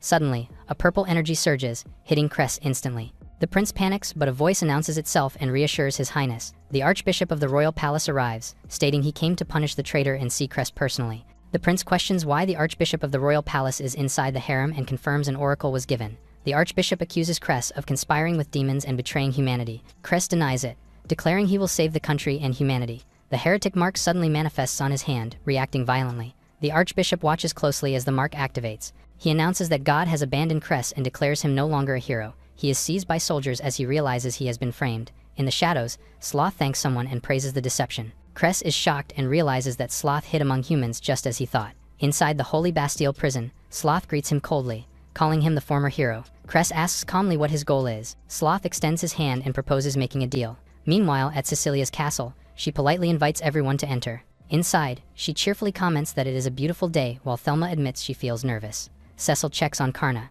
but he quietly reflects on today's ritual and wishes Cress could have come as well. He wonders aloud if Cress will be okay by himself. She reassures him that even when they are apart, they are still fighting together, and urges him to believe in the temporary separation. Karna smiles and agrees, saying she is right. As they walk forward, he adds that she is sure Cress will be fine since it is a three-man job. The hall resounds with cheers as the crowd praises Cecil and celebrates the pacification of Calcazarn. Spectators call out encouragement, urging everyone to cheer for the heroes as they step forward. The group advances toward the altar while nobles and citizens watch in solemn silence. The priest formally addresses Thelma as a representative of humanity. He invokes the name of the god beyond the veil and demands a vow that the demon lord will cede her lands and serve as a subject. Flustered, Thelma answers yes and admits she feels honored but unprepared. Karna and Cecilia watch closely as the ceremony continues. A massive heart-shaped sigil manifests, radiating powerful magic above the altar. Cecil declares the pact sealed by her name and formally recognizes Thelma as a demon general of humankind. She addresses the crowd, stating that many may question her dream of human-demon coexistence, but that belief matters more than doubt. Cecilia proclaims that judgment is not based on race, but on the worth of each heart. She explains that humanity is fighting desperately and is searching for a new homeland. She states this belief is the reason Calcazarn was pacified. She recalls that Calcazarn was once a wasteland, fit only for goblins and ogres, but is now healing under the Earth Goddess's blessing. Thelma promises that humans will settle the land, build a nation, and one day challenge the demon lord's domain. Cecil adds that to satisfy the demons, humanity must let their magic test them as well. She affirms this calmly, confirming the condition without hesitation. Cecil warns that demons of pride must grow stronger still, even to surpass humanity. She defines this balance clearly as coexistence, vowing that they will protect, fight, and continue evolving together. Karna and Cecil clasp hands as magical energy surges between them. Cecil announces that thanks to the demon feast's triumph, 2 new seals of ruin now rest with her. she formally declares her title as the Demon Lord of Four Crowns. The crowd erupts as the sigil beneath the altar shines brighter. Far away, the Wrath Demon Lord's fortress of rejection looms in silence. On the battlefield, a warrior is struck and cries out as monsters close in. A fighter realizes in shock that even the monsters on the upper floors are absurdly strong. A spiked weapon crashes down as combat intensifies. A blazing slash cuts through the air, splitting the battlefield. Warren, a great warrior from the former hero's party, counters with iron knuckle steel fist, charging head-on. Another attack detonates as flame palm blazing impact erupts.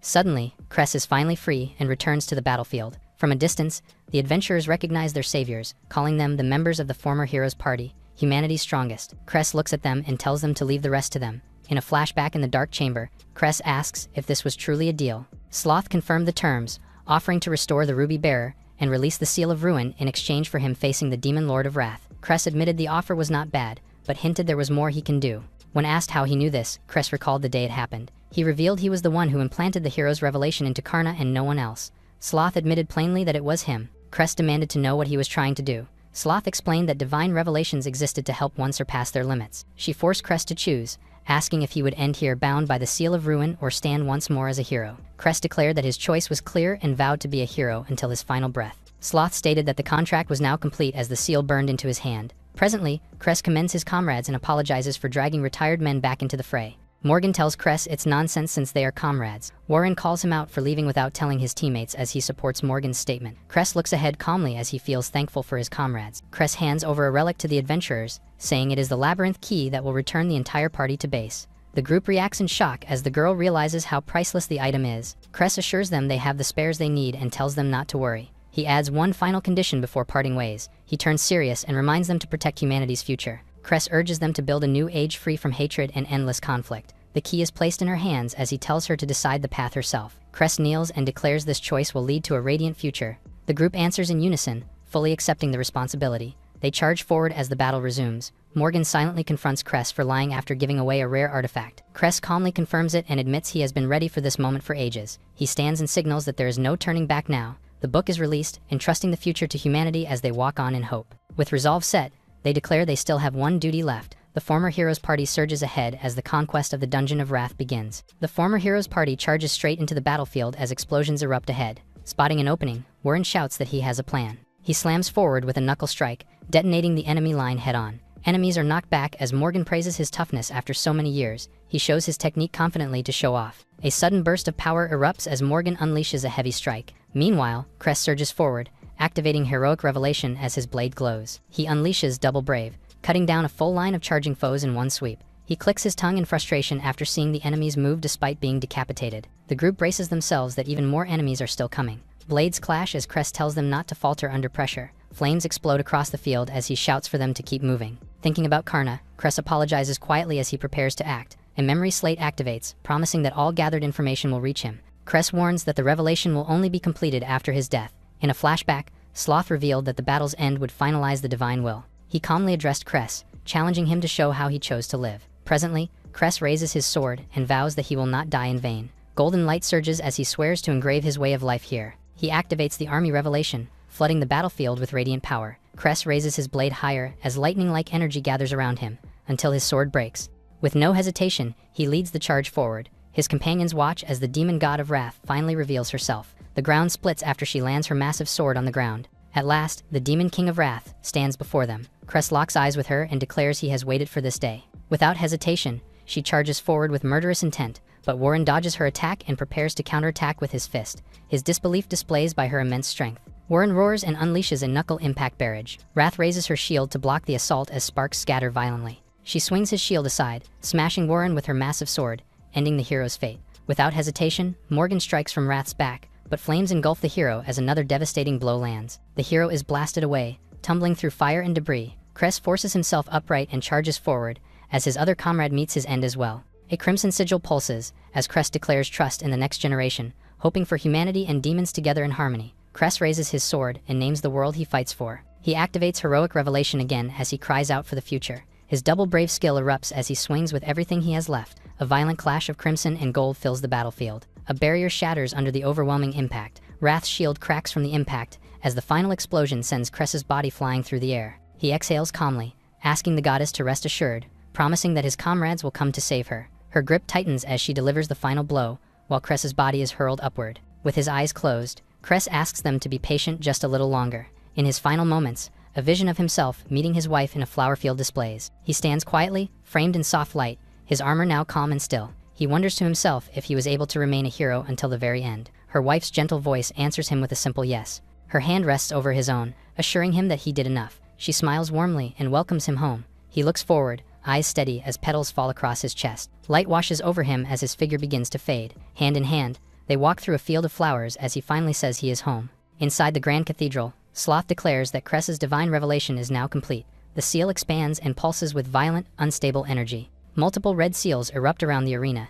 stacking their power as Sloth is delighted by the scene. Pride realizes the seal draws power meant for the gods themselves. She struggles as the seal locks onto her body and restrains her movements, until it bores into her chest as she screams in pain. Sloth releases a surge of dark power in response. Meanwhile, at Cecilia's castle, the tablet with wings finally arrives. Karna receives the tablet as light gathers around him. His eyes widen as he learns about what happened to Cress. Karna collapses to his knees, his tears falling into the table as he utters Cress's name. Karna breaks down as Cecilia tries to comfort him. He admits his regret over failing to help Cress, but Cecilia reassures him that their bond remained until the end. Gaia's image displays, reminding them of Cress's will. Karna reflects on the shield and helm Hakers destroyed, while Isha questions whether the Ring of Life can be used to bring him back. Karna recalls Cress's final instruction regarding the tablet. He resolves to honor his friend's last wish, agreeing not to let his sacrifice be wasted. Karna steels himself and declares his resolve to continue the fight against Wrath, while Cecilia and Esha express their full support. A demon soldier suddenly rushes to deliver the news, revealing that the John party finally arrives at the Eternal Coffin, standing before the final dungeon. Cecil is pleased that they managed to reach the point. Karna lifts his demonic helm and equips it as urgency hangs in the air, urging everyone to move forward immediately without wasting time. At the Eternal Coffin, a dragon blasts a powerful fire breath, prompting the party to advance while debris rains down around them. Altair shouts in alarm as they realize their attacks are not working. Deneb finds the danger worsening when the boss shows no sign of falling. Vega yells at the others to stop hesitating and keep moving. He charges forward, resolved to overcome the trial. He is determined to blast through with his good old spirit. A dark, skull-shaped energy surges outward with violent force. The attack crashes into the enemy in a powerful collision. The dragon staggers back from the overwhelming blow. The party cheers as they finally break through the threat. A massive door appears ahead, marking the mid-level boss chamber. Without slowing down, the group bursts into the next area. Envy and Gluttony watch them calmly from above, awaiting their approach. The former demon lords mock them for making it this far. An explosion suddenly rips through the Orcfield camp in an instant. Twin red sigils activate amid the spreading chaos. Pride scans the battlefield, searching for Karna. The demon lord declares her intent to kill as the battle intensifies. A glowing red sigil ignites on her forehead, signaling the awakening of her newfound power. Envy laughs loudly, declaring it a rare honor for mortals to stand in her divine presence. Gluttony excitedly chants about food, clearly thrilled by the situation. The boys react like fans, except for Altair, who is immune to the former demon lord's beauty. Suddenly, the group recognizes the twin demon lords from the guild's wanted board and questions why they are here. Envy proudly announces that she and Gluttony have ascended to a higher stage. However, Gluttony admits that she surrendered because Karna was overwhelmingly strong, triggering Envy to choke her for embarrassing them. She tries to redeem herself and dismisses the demon lord title as pitiful and beneath her. A brilliant dragon-shaped emblem forms, radiating intense golden light. Envy reveals her new revelation granted by the Genesis dragon, summoning the Dragon King Valusha. While the party braces themselves, they stare in awe, realizing the summoned creature is an enormous dragon. Envy commands everyone to witness her true power as energy surges violently. A massive multicolored dragon cannon blasts fire straight toward the party. The attack slams into the ground, sending shockwaves and debris flying. Altair is shocked by the sheer strength of the attack. Envy laughs cruelly, savoring the screams as music to her ears. Gluttony moves forward through the chaos as the battlefield crumbles. A divine omen rises from the earth itself, forming a glowing tree of light. Gluttony observes the party closely, intrigued by their strong magic. Gluttony struggles to restrain her power as blue flames erupt uncontrollably. A massive wave of blue energy crashes outward, called the World Eater. The party is thrown back violently, barely maintaining their footing. Altair questions whether victory is even possible as they retreat. Vega urges Altair to escape while there is still time. However, Altair refuses, clutching a glowing item and declaring she will not run. Altair vows never to give up, swearing to grow stronger no matter what. She leaps upward, shouting for herself to wake up and soar higher. The glowing artifact shatters into fragments midair. A blinding white space opens as Altair questions where she has arrived. Altair falls gently through the sky, remarking that the place feels strangely peaceful. Altair awakens suddenly, calling out in confusion and panic. She sits up in a grassy field, wondering what happened to everyone else. A voice explains she is in the netherworld, where lost souls drift. Altair insists she is fine and completely okay despite the situation. A smiling girl approaches Altair, asking if she understands. Altair notices the girl looks exactly like herself and reacts in shock. The girl introduces herself as the ancestor of all girls. Altair recalls her mother comforting her with makeup, explaining the power's origin. The ancestor explains that spirit gave her courage to fight proudly, and she has been waiting for this very moment. She announces she is now granting that power onward. Altair's eyes widen as a divine revelation activates within her. A heart-shaped sigil forms, glowing intensely. Altair transforms, surrounded by radiant pink energy and confidence. The crowd stares in disbelief as the overwhelming glow fills the room after Altair's revelation awakens. She descends gracefully, fully awakened and empowered. A massive pink barrier forms as Altair confronts Envy directly. Vega and Deneb surge forward, empowered by her presence. They shout in unison as their power synchronizes and rises sharply. The group charges together, committing fully to the counterattack. Envy screams in fury as the battle reaches a decisive escalation. A decisive clash erupts as the party's attack lands cleanly, ending the confrontation in a single, overwhelming strike. Envy is sent crashing down the hall as the party stands their ground below. Vega celebrates as he realizes all 5 great dungeons have finally been cleared. Deneb urges the group to move on, declaring that the Demon Lord's castle is all that remains. Karna appears from above, revealing that the heroes have been awaited as harbingers of the apocalypse. The party freezes as they recognize a familiar voice calling out to them. Karna steps forward and speaks calmly, saying it has been a long time since they last met. He reveals himself at last, drawing shocked reactions as the party calls out his name. Vega panics as he realizes Karna is standing right in front of them, despite believing he was captured. Karna looks calm and composed, revealing that he was not the only one to see them. A portal opens as Cecilia and Esha step out, greeting the group after a long absence. The party erupts in shock as they recognize the two. Cecil apologizes sincerely, admitting she deceived them the entire time. Alsha stands beside her, revealing her role as Cecil's advisor, and Karna as the demon general of lust. The group reels as the truth sinks in that Cecil is the demon lord of lust. Cecil explains that the 5 great dungeons were created to strengthen humanity and create new heroes. Celia declares that those who conquered all the dungeons have now been chosen as heroes. She asks for their strength to help bring peace between humans and demons. Vega and Deneb pause for a moment, until they declare that they do not care about demons or titles and will protect his comrades first. Altair agrees, refusing to stand by while her friends are in danger.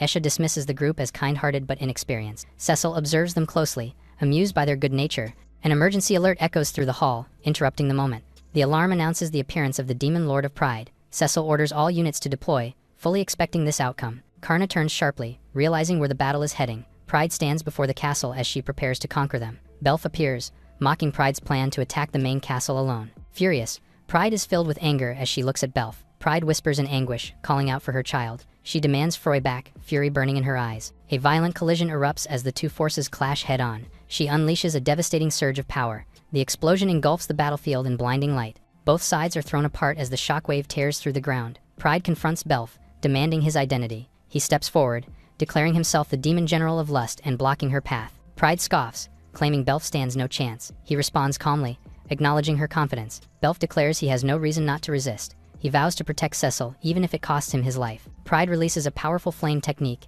engulfing the area as he calls for her child's name.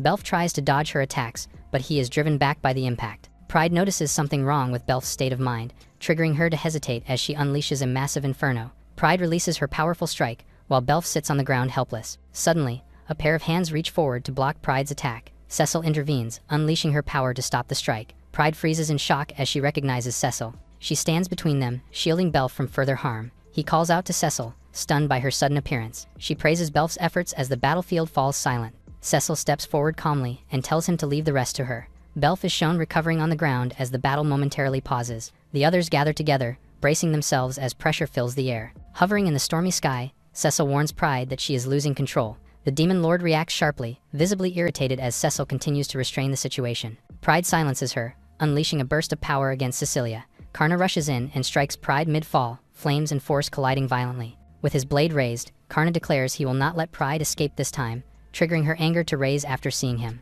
Karna charges forward, but Pride reaches out with a fierce glare, power surging from her hand. A spiraling wave of fire erupts and rushes straight at him. Karna slides back while holding his ground, eyes locked on the attack. Pride watches closely, momentarily gauging his response. Karna realizes her power comes from the curse placed on her by Sloth. Pride confirms it and stands tall, flames gathering again. He speaks up, trying to reason with her, insisting that the curse controls her from within. Pride rejects his claim and raises her voice that she is no one's puppet. Pride declares her resolve and lets her rage explode outward. Flames roar higher as she commits everything into the attack. A massive inferno crashes down toward him. He steadies himself and prepares a counter. He lunges forward, cutting through the flames, Fire engulfs the space as her expression twists in shock. The explosion swallows everything, forcing her to scream. Smoke clears, revealing her wavering stance. He calmly questions the limits of her strength, but Karna admits his own weakness and regret. He begs her to stop, refusing to lose anyone else. She trembles, anger cracking under the weight of his words. She lashes out emotionally, clinging to her hatred and questions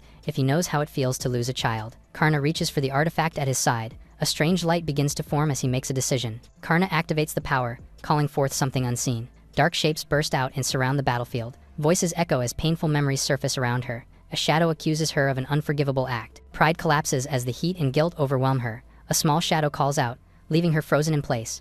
More shadows rise from the ground, closing in. She sees a familiar face and falters. Karna explains these are the souls tied to her past actions. Pride is confronted with the truth she tried to deny. Memories from long ago resurface, showing her confusion then. She recalls learning love and responsibility too late. The shadows question her choices without mercy. Tears fall as she finally breaks. Cecil steps forward, asking if she has changed, affirming that Pride learned to love. She acknowledges it but reminds her of the loss. Karna exposes the lie she clung to, but this only angers Pride. She accuses him that the cursed face was Karna, but he only looks at her with compassion. Suddenly, Sloth's cold smile flashes in Pride's head, prompting her to pause in silence. Sloth's sinister image takes over her, triggering her to struggle as the power restrains her. The glowing seal tightens, signaling something powerful. Dark energy twists upward as a massive shadow fully takes shape from Pride. The group recoils in shock, unable to believe what they are seeing. A giant eye opens at the center, radiating an oppressive presence. Everyone turns toward it as the air grows heavy and distorted. Cecil steps forward, recognizing the threat immediately.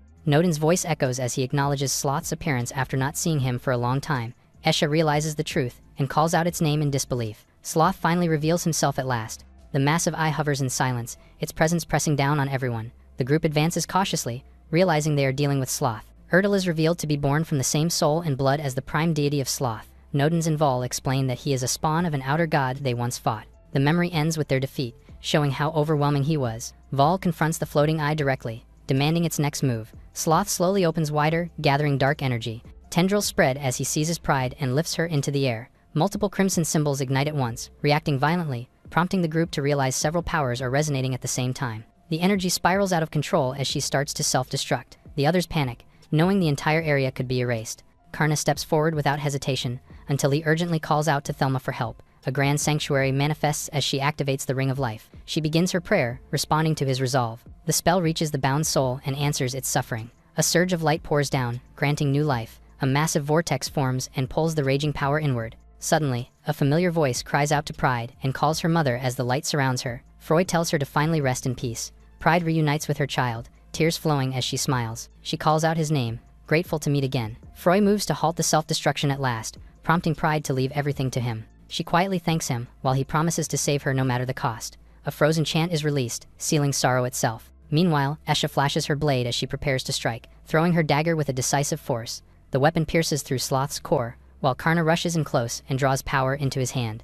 Violet lightning surges as he unleashes everything upward. The attack tears through the darkness in a single strike. The faceless one is blasted away, its form collapsing. Meanwhile, Pride is sealed inside a massive block of ice, prompting Cecil to thank Freud for his help. He looks at her quietly, until he kneels before her and surrenders. Freud begs for Cecil's mercy and asks to heal his mother, who is unconscious inside the block of ice. Cecil offers compassion and promises no further punishment as Pride has already suffered enough, stunning Freud. Cecil then offers to remove the sealing mark and have Pride step down from her throne. She also promises to keep her safe and understands that Sloth is all behind the chaos. Meanwhile, Karna shares that he has seen the soul resonance structure and certain that there's only one source, prompting Esha to conclude that it is no other than the demon Lord of Wrath. It's revealed that the Wrath Lord was once a seraph, and when his divine call merges with Gaia while the seal exists, a dangerous resonance is formed. If two powerful souls resonate again, their combined force will amplify uncontrollably and crush everything in its path. Lightning surges as the scale of Wrath's power becomes clear, enough to wipe out an entire continent and bring the world to its end. Hearing this, Cecil steels herself and declares that now is the time to challenge Wrath, pulling Karna forward as he agrees without hesitation. Just as they move out, a voice calls after them, stopping them in their tracks. The rest of the group steps forward, saying they heard everything and refuse to stay behind, ready to fight for the world and the people they care about. Cecil turns to them in quiet surprise. She gives a small and calm smile, turning to the group and reminds them that they were chosen by humanity, acknowledging them as the brave ones who stepped forward. Cecil and Altair clasp hands as light gathers around them, and she declares that they will fight together. Before they can move, a warning rings out as he shouts that trouble is coming, catching everyone's attention. A sudden projection of Thelma appears, and Karna reacts in shock as he sees her crying. She panics and reports that the ley line network is overloading, draining mana directly from human lands. As the message continues, the gravity of the situation sinks in when it's revealed that the capitals are collapsing and every city is now in critical danger. A massive magic ring forms above the royal capital, casting an ominous glow. Cultists gather beneath it as they chant toward heaven in unison. Sloth descends in their human form, declaring the time for salvation has arrived. The crowd is urged to offer their souls to the true God, proclaiming that justice demands the Demon King's defeat. Countless floating eyes spread across the sky, surrounding the capital. The group rushes into the castle instantly given the urgent situation. Karna asks Thelma for an update while civilians suffer in the city. Reports show people collapsing as magic is drained from above the church. More monsters appear one after another across the city. The team reels as the scale of the disaster becomes clear. The old gods realize the monsters will keep coming unless the source is destroyed. Cecil turns serious, silently weighing their next move. Karna meets her gaze, ready to follow her lead. She declares they must protect the country with everything they have. He steps forward and agrees without hesitation, slamming his blade on the ground. Light surges around him, preparing a ritual as he calls for the old god's true form. They gather around him, prompting the others to freeze in shock. Gaia suddenly ascends from the ground to join the fight. Meanwhile, the group realizes enemies are swarming from beyond the mountains. Altair warns that they are closing in fast. With fury in Gaia's eyes, she condemns the invading beasts. She unleashes a devastating attack, refusing to let them enter her domain. The battlefield erupts as the old gods charge with all their might.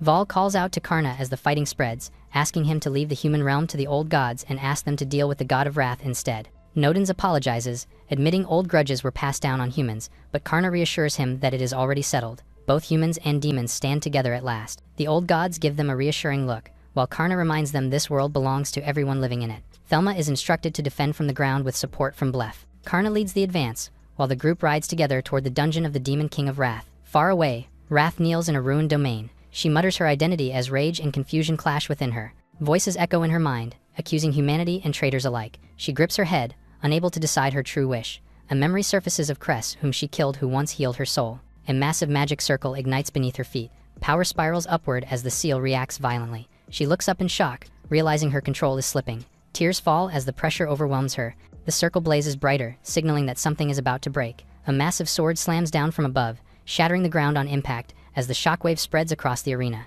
As the light cascades down, Karna steels himself and vows to find and save the goddess of nights no matter what.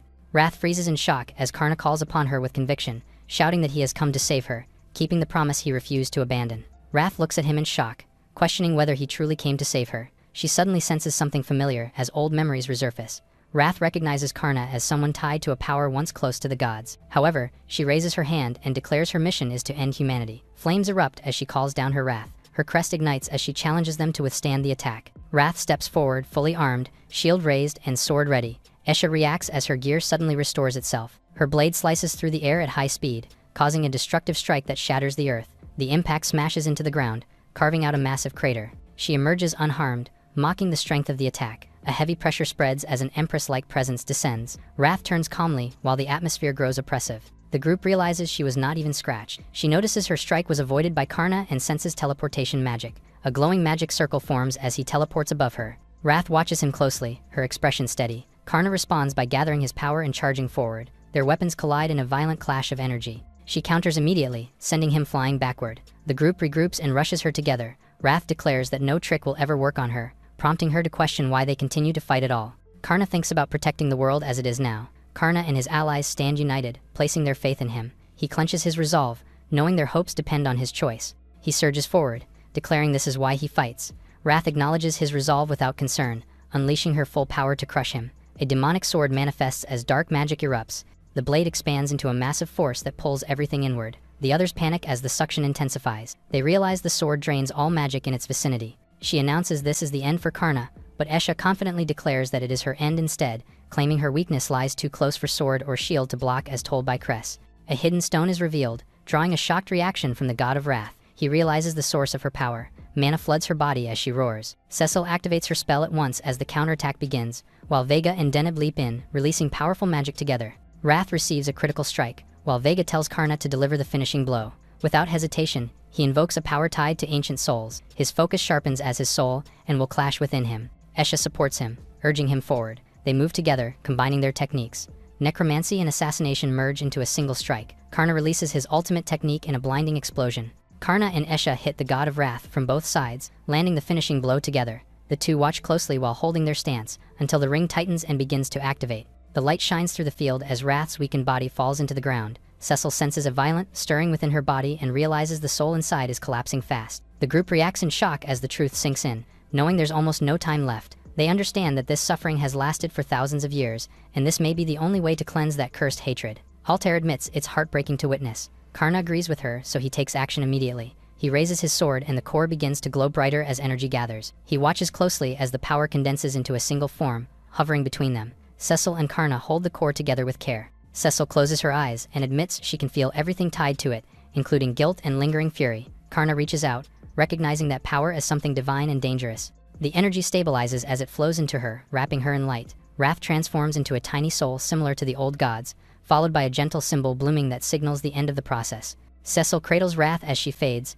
her expression soft and relieved, her hands clasped together as the last traces disperse into the sky. The group looks upward as Cecil declares that her soul has finally returned. She adds that the spirit can now breathe as one, if only until her final breath. Karna thanks her sincerely, believing the night's goddess is finally free. Cecil refuses praise, brushing it aside calmly. They exchange grateful words, acknowledging they couldn't have made it this far alone. However, Esha cuts the moment short, reminding them this isn't the time for sentiment. With urgency, she orders everyone to move, warning that the capital awaits. As they step forward, she notes that an enemy still remains, pertaining to Sloth. The group advances together as they approach another danger. Meanwhile, explosions erupt in the distance as a dungeon collapses under the god's overwhelming power. Vol observes that Karna and the others manage to stop the chaos in time. Gaia's thoughts pause briefly as she gives quiet thanks for saving Sval. A roar interrupts the moment as Sloth urges them onward without hesitation.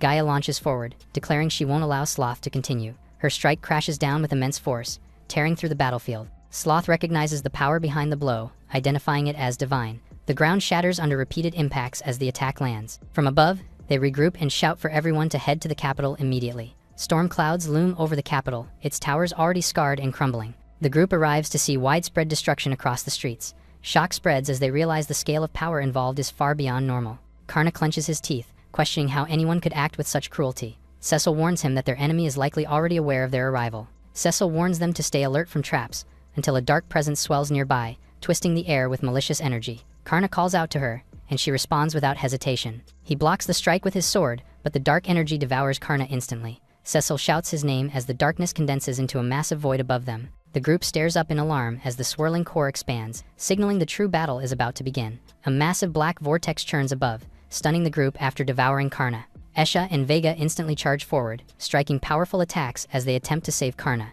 Seeing Karna lying on the ground, Cecil screams in terror. She rushes to his side in panic as he gasps, realizing his soul itself is being attacked. They recognize the spell as the same necromancy Karna uses, confirming that it is Sloth's doing. Cecil realizes he can't maintain his form much longer under this attack. Turning urgently, she asks Isha for help and says she needs her power. Cecil suddenly recalls how Karna has saved her countless times. Karna struggles from pain, while Cecil steels herself and declares that this time, she will save Karna. Meanwhile, Karna awakens somewhere unfamiliar. He sits up in confusion, asking where he is as he tries to walk around. He wanders through the capital streets in a daze, questioning whether everything was a dream. Memories resurface as he recalls being banished from the hero's party and left alone. He remembers having nothing, no one, feeling cold before losing consciousness. As he walks, hunger and thirst overwhelm him and his body feels wrong. He suddenly stumbles, prompting the strangers to snap at him angrily and tell him to watch where he's going. Karna looks up, startled, as colorful confetti begins to fall around the city. He turns to see a crowd cheering loudly near the castle. Banners fly as an announcement declares the demon lord of lust has been defeated.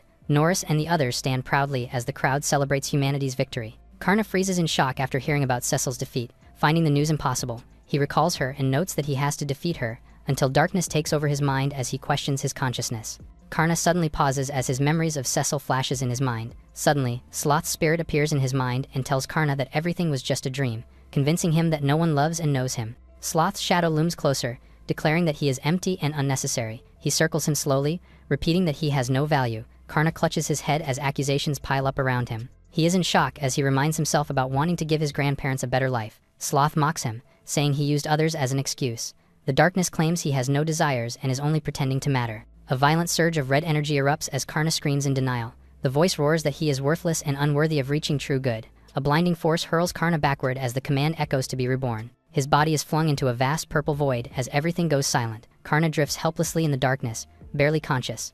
A distant voice calls his name as a radiant light appears below him. He looks down and sees a glowing figure reaching upward, surprised after seeing Cecil's ghost. Their hands move toward each other as Cecil manages to reach out to Karna inside a nightmare. Cecil calls out to Karna, prompting him to stare at her in disbelief as he realizes she is alive. She confirms this is his dream and explains she entered it by briefly leaving her body. Even so, she warns that the connection will not last long. She senses that the dream cannot be broken by magic alone, revealing that the seal can only be shattered by his own will and not by outside force. Karna hesitates, questioning if he can truly do something like that. He shields his eyes as doubt overwhelms him, calling himself ordinary. He admits he has no grand dreams or selfish desires. He reflects on drifting through life, always doing what others expected. He calls himself pathetic and unworthy of standing beside her. She listens closely and questions whether living for others is truly wrong, affirming that relying on someone blindly is not good. Cecil tells him that helping others is not weakness but part of being human. She insists that no one is inferior for lacking a personal dream. She asks him if he has a wish, to which Karna replies that he desires the feeling of wanting to cherish and make his loved ones happy. Cecil smiles and calls his wish beautiful. She promises she will be waiting for him. As Karna watches her ghost fade, the dream begins to collapse as Sloths interrupts. He mocks him, declaring his time is up and that escape is impossible. Karna steadies himself and decides he will not hesitate anymore. He declares he no longer wants to live in a false world. He clenches his fist and shouts that he will fight for his people and friends. Power surges as he resolves to stand for them in return. The dream shatters as Karna awakens in the real world. His companions rush to him in relief, confirming he is unharmed. He smiles calmly and assures them that he is completely fine. Esha interrupts him, reminding that even though he is strong, he should not forget that they will always stand by his side. Karna thanks them sincerely. He turns as Cecil calls his name and suddenly embraces him. She welcomes him back without hesitation. He apologizes for worrying everyone as the group gathers around him. Suddenly, an urgent report from the succubus unit cuts the moment short as monsters attack and reinforcements are requested. Without hesitation, the group decides to help and move out together. Morale rises as they trust each other completely. Suddenly, Karna remembers the time when he was kicked out of the hero's party, realizing he is no longer alone and now surrounded by true comrades. Karna steps forward and tells everyone to move with Cecil and Esha, saying he will handle the rest. When they ask about him, he explains he only borrowed some power from the old gods and will return soon to settle things. He turns to Cecil and Esha, calling their names calmly. The group watches as he reassures them with a light tone. Karna reflects that everyone is precious to him and that he wants to protect them all. Thinking about the people who are evacuating and fighting, he declares that they are important too, so Karna decides to protect them without hesitation. Dark clouds gather as Karna walks alone through the ruined streets. He looks ahead calmly as Sloth mocks him for coming alone, calling his move bold and reckless. Karna stops before a towering structure, while Sloth reveals himself and smiles as he calls Karna by name. Karna recognizes him immediately, then Sloth raises his staff and calls for witnesses as something stirs. A massive creature covered in countless eyes descends, which Sloth calls the 100 Eyes of God. Karna grips his staff and steels himself, saying he stands here because someone precious is behind him. He declares he will never lose again. Power surges around Karna as divine energy erupts upward. Sloth launches himself straight toward Karna without hesitation. Suddenly, Nodens appears to join the clash, lightning crackling around him as he advances. He apologizes to Karna for keeping him waiting, urging him to close the distance as thunder crashes down. The battlefield fractures under the impact, but Sloth smirks as he is unscathed by the impact. His eyes glow as he activates the divine power, unleashing another rebirth-like surge while he maintains control from above. Surprised, Karna is in disbelief that his divine revelation has been copied, while Nodens admits he never intended to fight fair. Suddenly, Val charges with a fiery energy as she attacks without restraint. She warns Sloth that they will beat him to paste, but Sloth remains composed and watches through his floating eye. The eye lights up as Sloth clones Envy's power, using her absolute hierarchy skill as gravity pushes Val down. She strains under the pressure, her body growing heavy. Karna realizes the power belongs to the demon lord of Envy, while Sloth calmly explains that every revelation and doom mark system is under his control. Karna watches in disbelief as Sloth demonstrates overwhelming mastery. He questions where such terrifying power even comes from. While blocking attacks, Karna notices something unusual and realizes that Sloth is siphoning the planet's leyline energy and begins moving to counter it. Gaia suddenly takes over, declaring control of the leyline as her domain. The floating eyes scatter under the sudden shift. Sloth unleashes divine spirit, rebirth, and attacks directly. Karna charges forward as Gaia condemns Sloth for defiling the domain. Gaia also accuses Sloth of wounding her daughter as well, calling upon the judgment of the earth itself. She causes a massive collapse of terrain, but shock fills her face. Sloth responds by activating yet another rebirth. More eyes replicate around the battlefield. Sloth reveals replication as the attack continues to multiply. The eye bites into Gaia's leg, siphoning her magic and prompting her to condemn the insolent act. Sloth smiles coldly, revealing that this exchange is far from over. The 100 Eyes of God swells with red energy as its presence intensifies, signaling another escalation. Karna reacts in shock as Sloth reveals the doom seal of the demon lord of greed. Sloth explains that the power of greed has decayed over countless ages, yet its true strength lies in seizing another's soul. Invoking the earth goddess's divine authority, the monstrous eye closes in and declares its intent to take everything from its target. Gaia watches calmly and recognizes the move as clever, until Karna suddenly dives down with his blade as the 100 eyes of God rises beneath him. Karna shouts for Vol urgently, and she answers with a blazing spell, unleashing scorching heat. Flames wrap around him as he charges straight through the air. Fire gathers tightly in his palm, compressed and unstable, until Karna brings down a holy strike, cleaving through the flames. Sloth steadies himself as the attack devours him, but he uses his skill to clone the attack again. Purple lightning crashes down as Nodens blasts his divine thunder, yet Sloth snarls back and mocks the old god. However, Nodens is confident that he will not be defeated by Sloth. The explosion tears through the ground, forcing Karna to brace himself as the shockwave spreads. Dust settles as Sloth resets his footing. Without wasting time, Nodens calls out to Karna, prompting him to respond without hesitation. Blue lightning erupts as Karna raises his weapon, summoning Urtul behind him. The power swells as the dragon roars, revealing its connection to Karna's lineage and homeworld. Sloth calmly explains the summoned being as a creation dragon while noting that constant summoning only leads to regeneration. Suddenly, a familiar voice declares that she will stop Sloth from causing chaos. Floating before the moonlit sky, Tasha reaches for a glowing star and claims it as her focus. With cold resolve, she declares she will cut him off from this world's ley lines. Green beams descend as a huge spherical barrier forms, trapping Sloth inside. He realizes he can no longer rely on reincarnation as the opposing forces combine their powers. He concludes that their goal clearly, to capture the planet itself and reshape it anew. Karna steadies himself, accepting this as the only way forward. He shouts that he will protect this world, unleashing a condensed burst of purple lightning from his blade, triggering Sloth to laugh nervously. The attack tears forward in a straight line, cutting through space with blinding force. The strike hits Sloth with precision, sending violent ripples across its surface. Karna is thrown back by the recoil as Sloth suddenly turns into a spirit form, realizing he has been hit and calls for his master for help. Karna stares in shock, recognizing his familiar form. Nodens notices the emergence of a spiritual division, revealing that Sloth is a contracted spirit and demands to know who forged such a pact with him, but he avoids answering. In the distance, Vol and Tasha look on as the moment stretches toward an uncertain outcome. Suddenly, Sloth decides to tell Karna one thing. He smiles darkly, wishing safety upon Karna's grandparents. Karna's expression hardens as they think about them, followed by scenes of destruction spreading across his grandparents' land. Smoke and fire rise as their neighbor lies unconscious on the ground, defeated in an unexpected outcome. On the ground below, the resemblance becomes impossible to ignore as Karna's grandparents look up in fear. High above the towering structure, a figure stands in silence. From behind a dark helm, they are certain that their son, Gray, has suddenly appeared. At the top of the tower, Karna's grandparents shout in panic as they question what their son is doing. They confront Gray for abandoning Karna, but he ignores them with silence. With a powerful look from Gray, a spiritual energy distorts the space below that causes Karna's granddad to collapse and clutch his chest. Gray lowers his head as the grandparents struggle on the ground. Grandma looks up in disbelief. Recognizing Gray, he gives his parents a cold gaze and reveals a third eye on his forehead. Meanwhile, a massive green barrier encloses Karna in the city. Karna grabs Sloth tightly, demanding to know what will happen to his grandparents. Nodens steps forward and orders Sloth to state his demands, prompting him to reveal that Gray has just cleared the hidden dungeon beneath Karna's family estate, while Sloth mocks the gravity of the situation, triggering the gods to panic as it means it will release the seals on their true bodies. Nodens explains that the world's balance was maintained by seals bound to the Great Tomb, warning that breaking them would cause total collapse.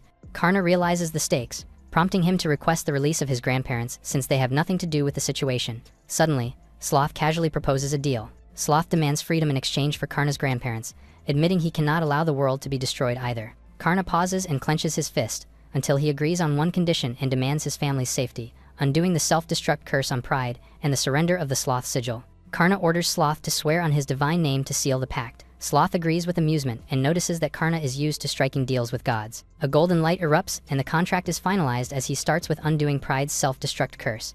In the distance, a curse shatters as the seal begins to break. Pride crashes down, stunned and disoriented. She struggles to understand her identity as power gathers in her chest. Her eyes sharpen as she senses the returning divine presence. The goddess's soul begins to release as multiple demon souls merge into one. Freud declares his role in returning her life, prompting her to vow the goddess's soul will be restored. With a command, divine light surges and strikes downward as the last of the 7 great demon lords' seal has been released. A golden beam pierces the barrier, signaling the contract's completion. Sloth declares that Cecil now holds 2 souls before departing with a promise to meet again. He turns as lightning flashes, while Karna and Nodens rush toward the former's grandparents' home to ensure their safety. Gaia raises her hand and activates a ground pulse jump, launching them away from the tower. From above, Sloth reunites with Gray and confirms the orders have been carried out as he watches the scene unfold in silence. Sloth casually gestures as the scene shifts, until his form changes, and he lands lightly with a cheerful expression. He clings to Gray as golden light erupts from the Great Tomb, announcing that its seal has finally been broken.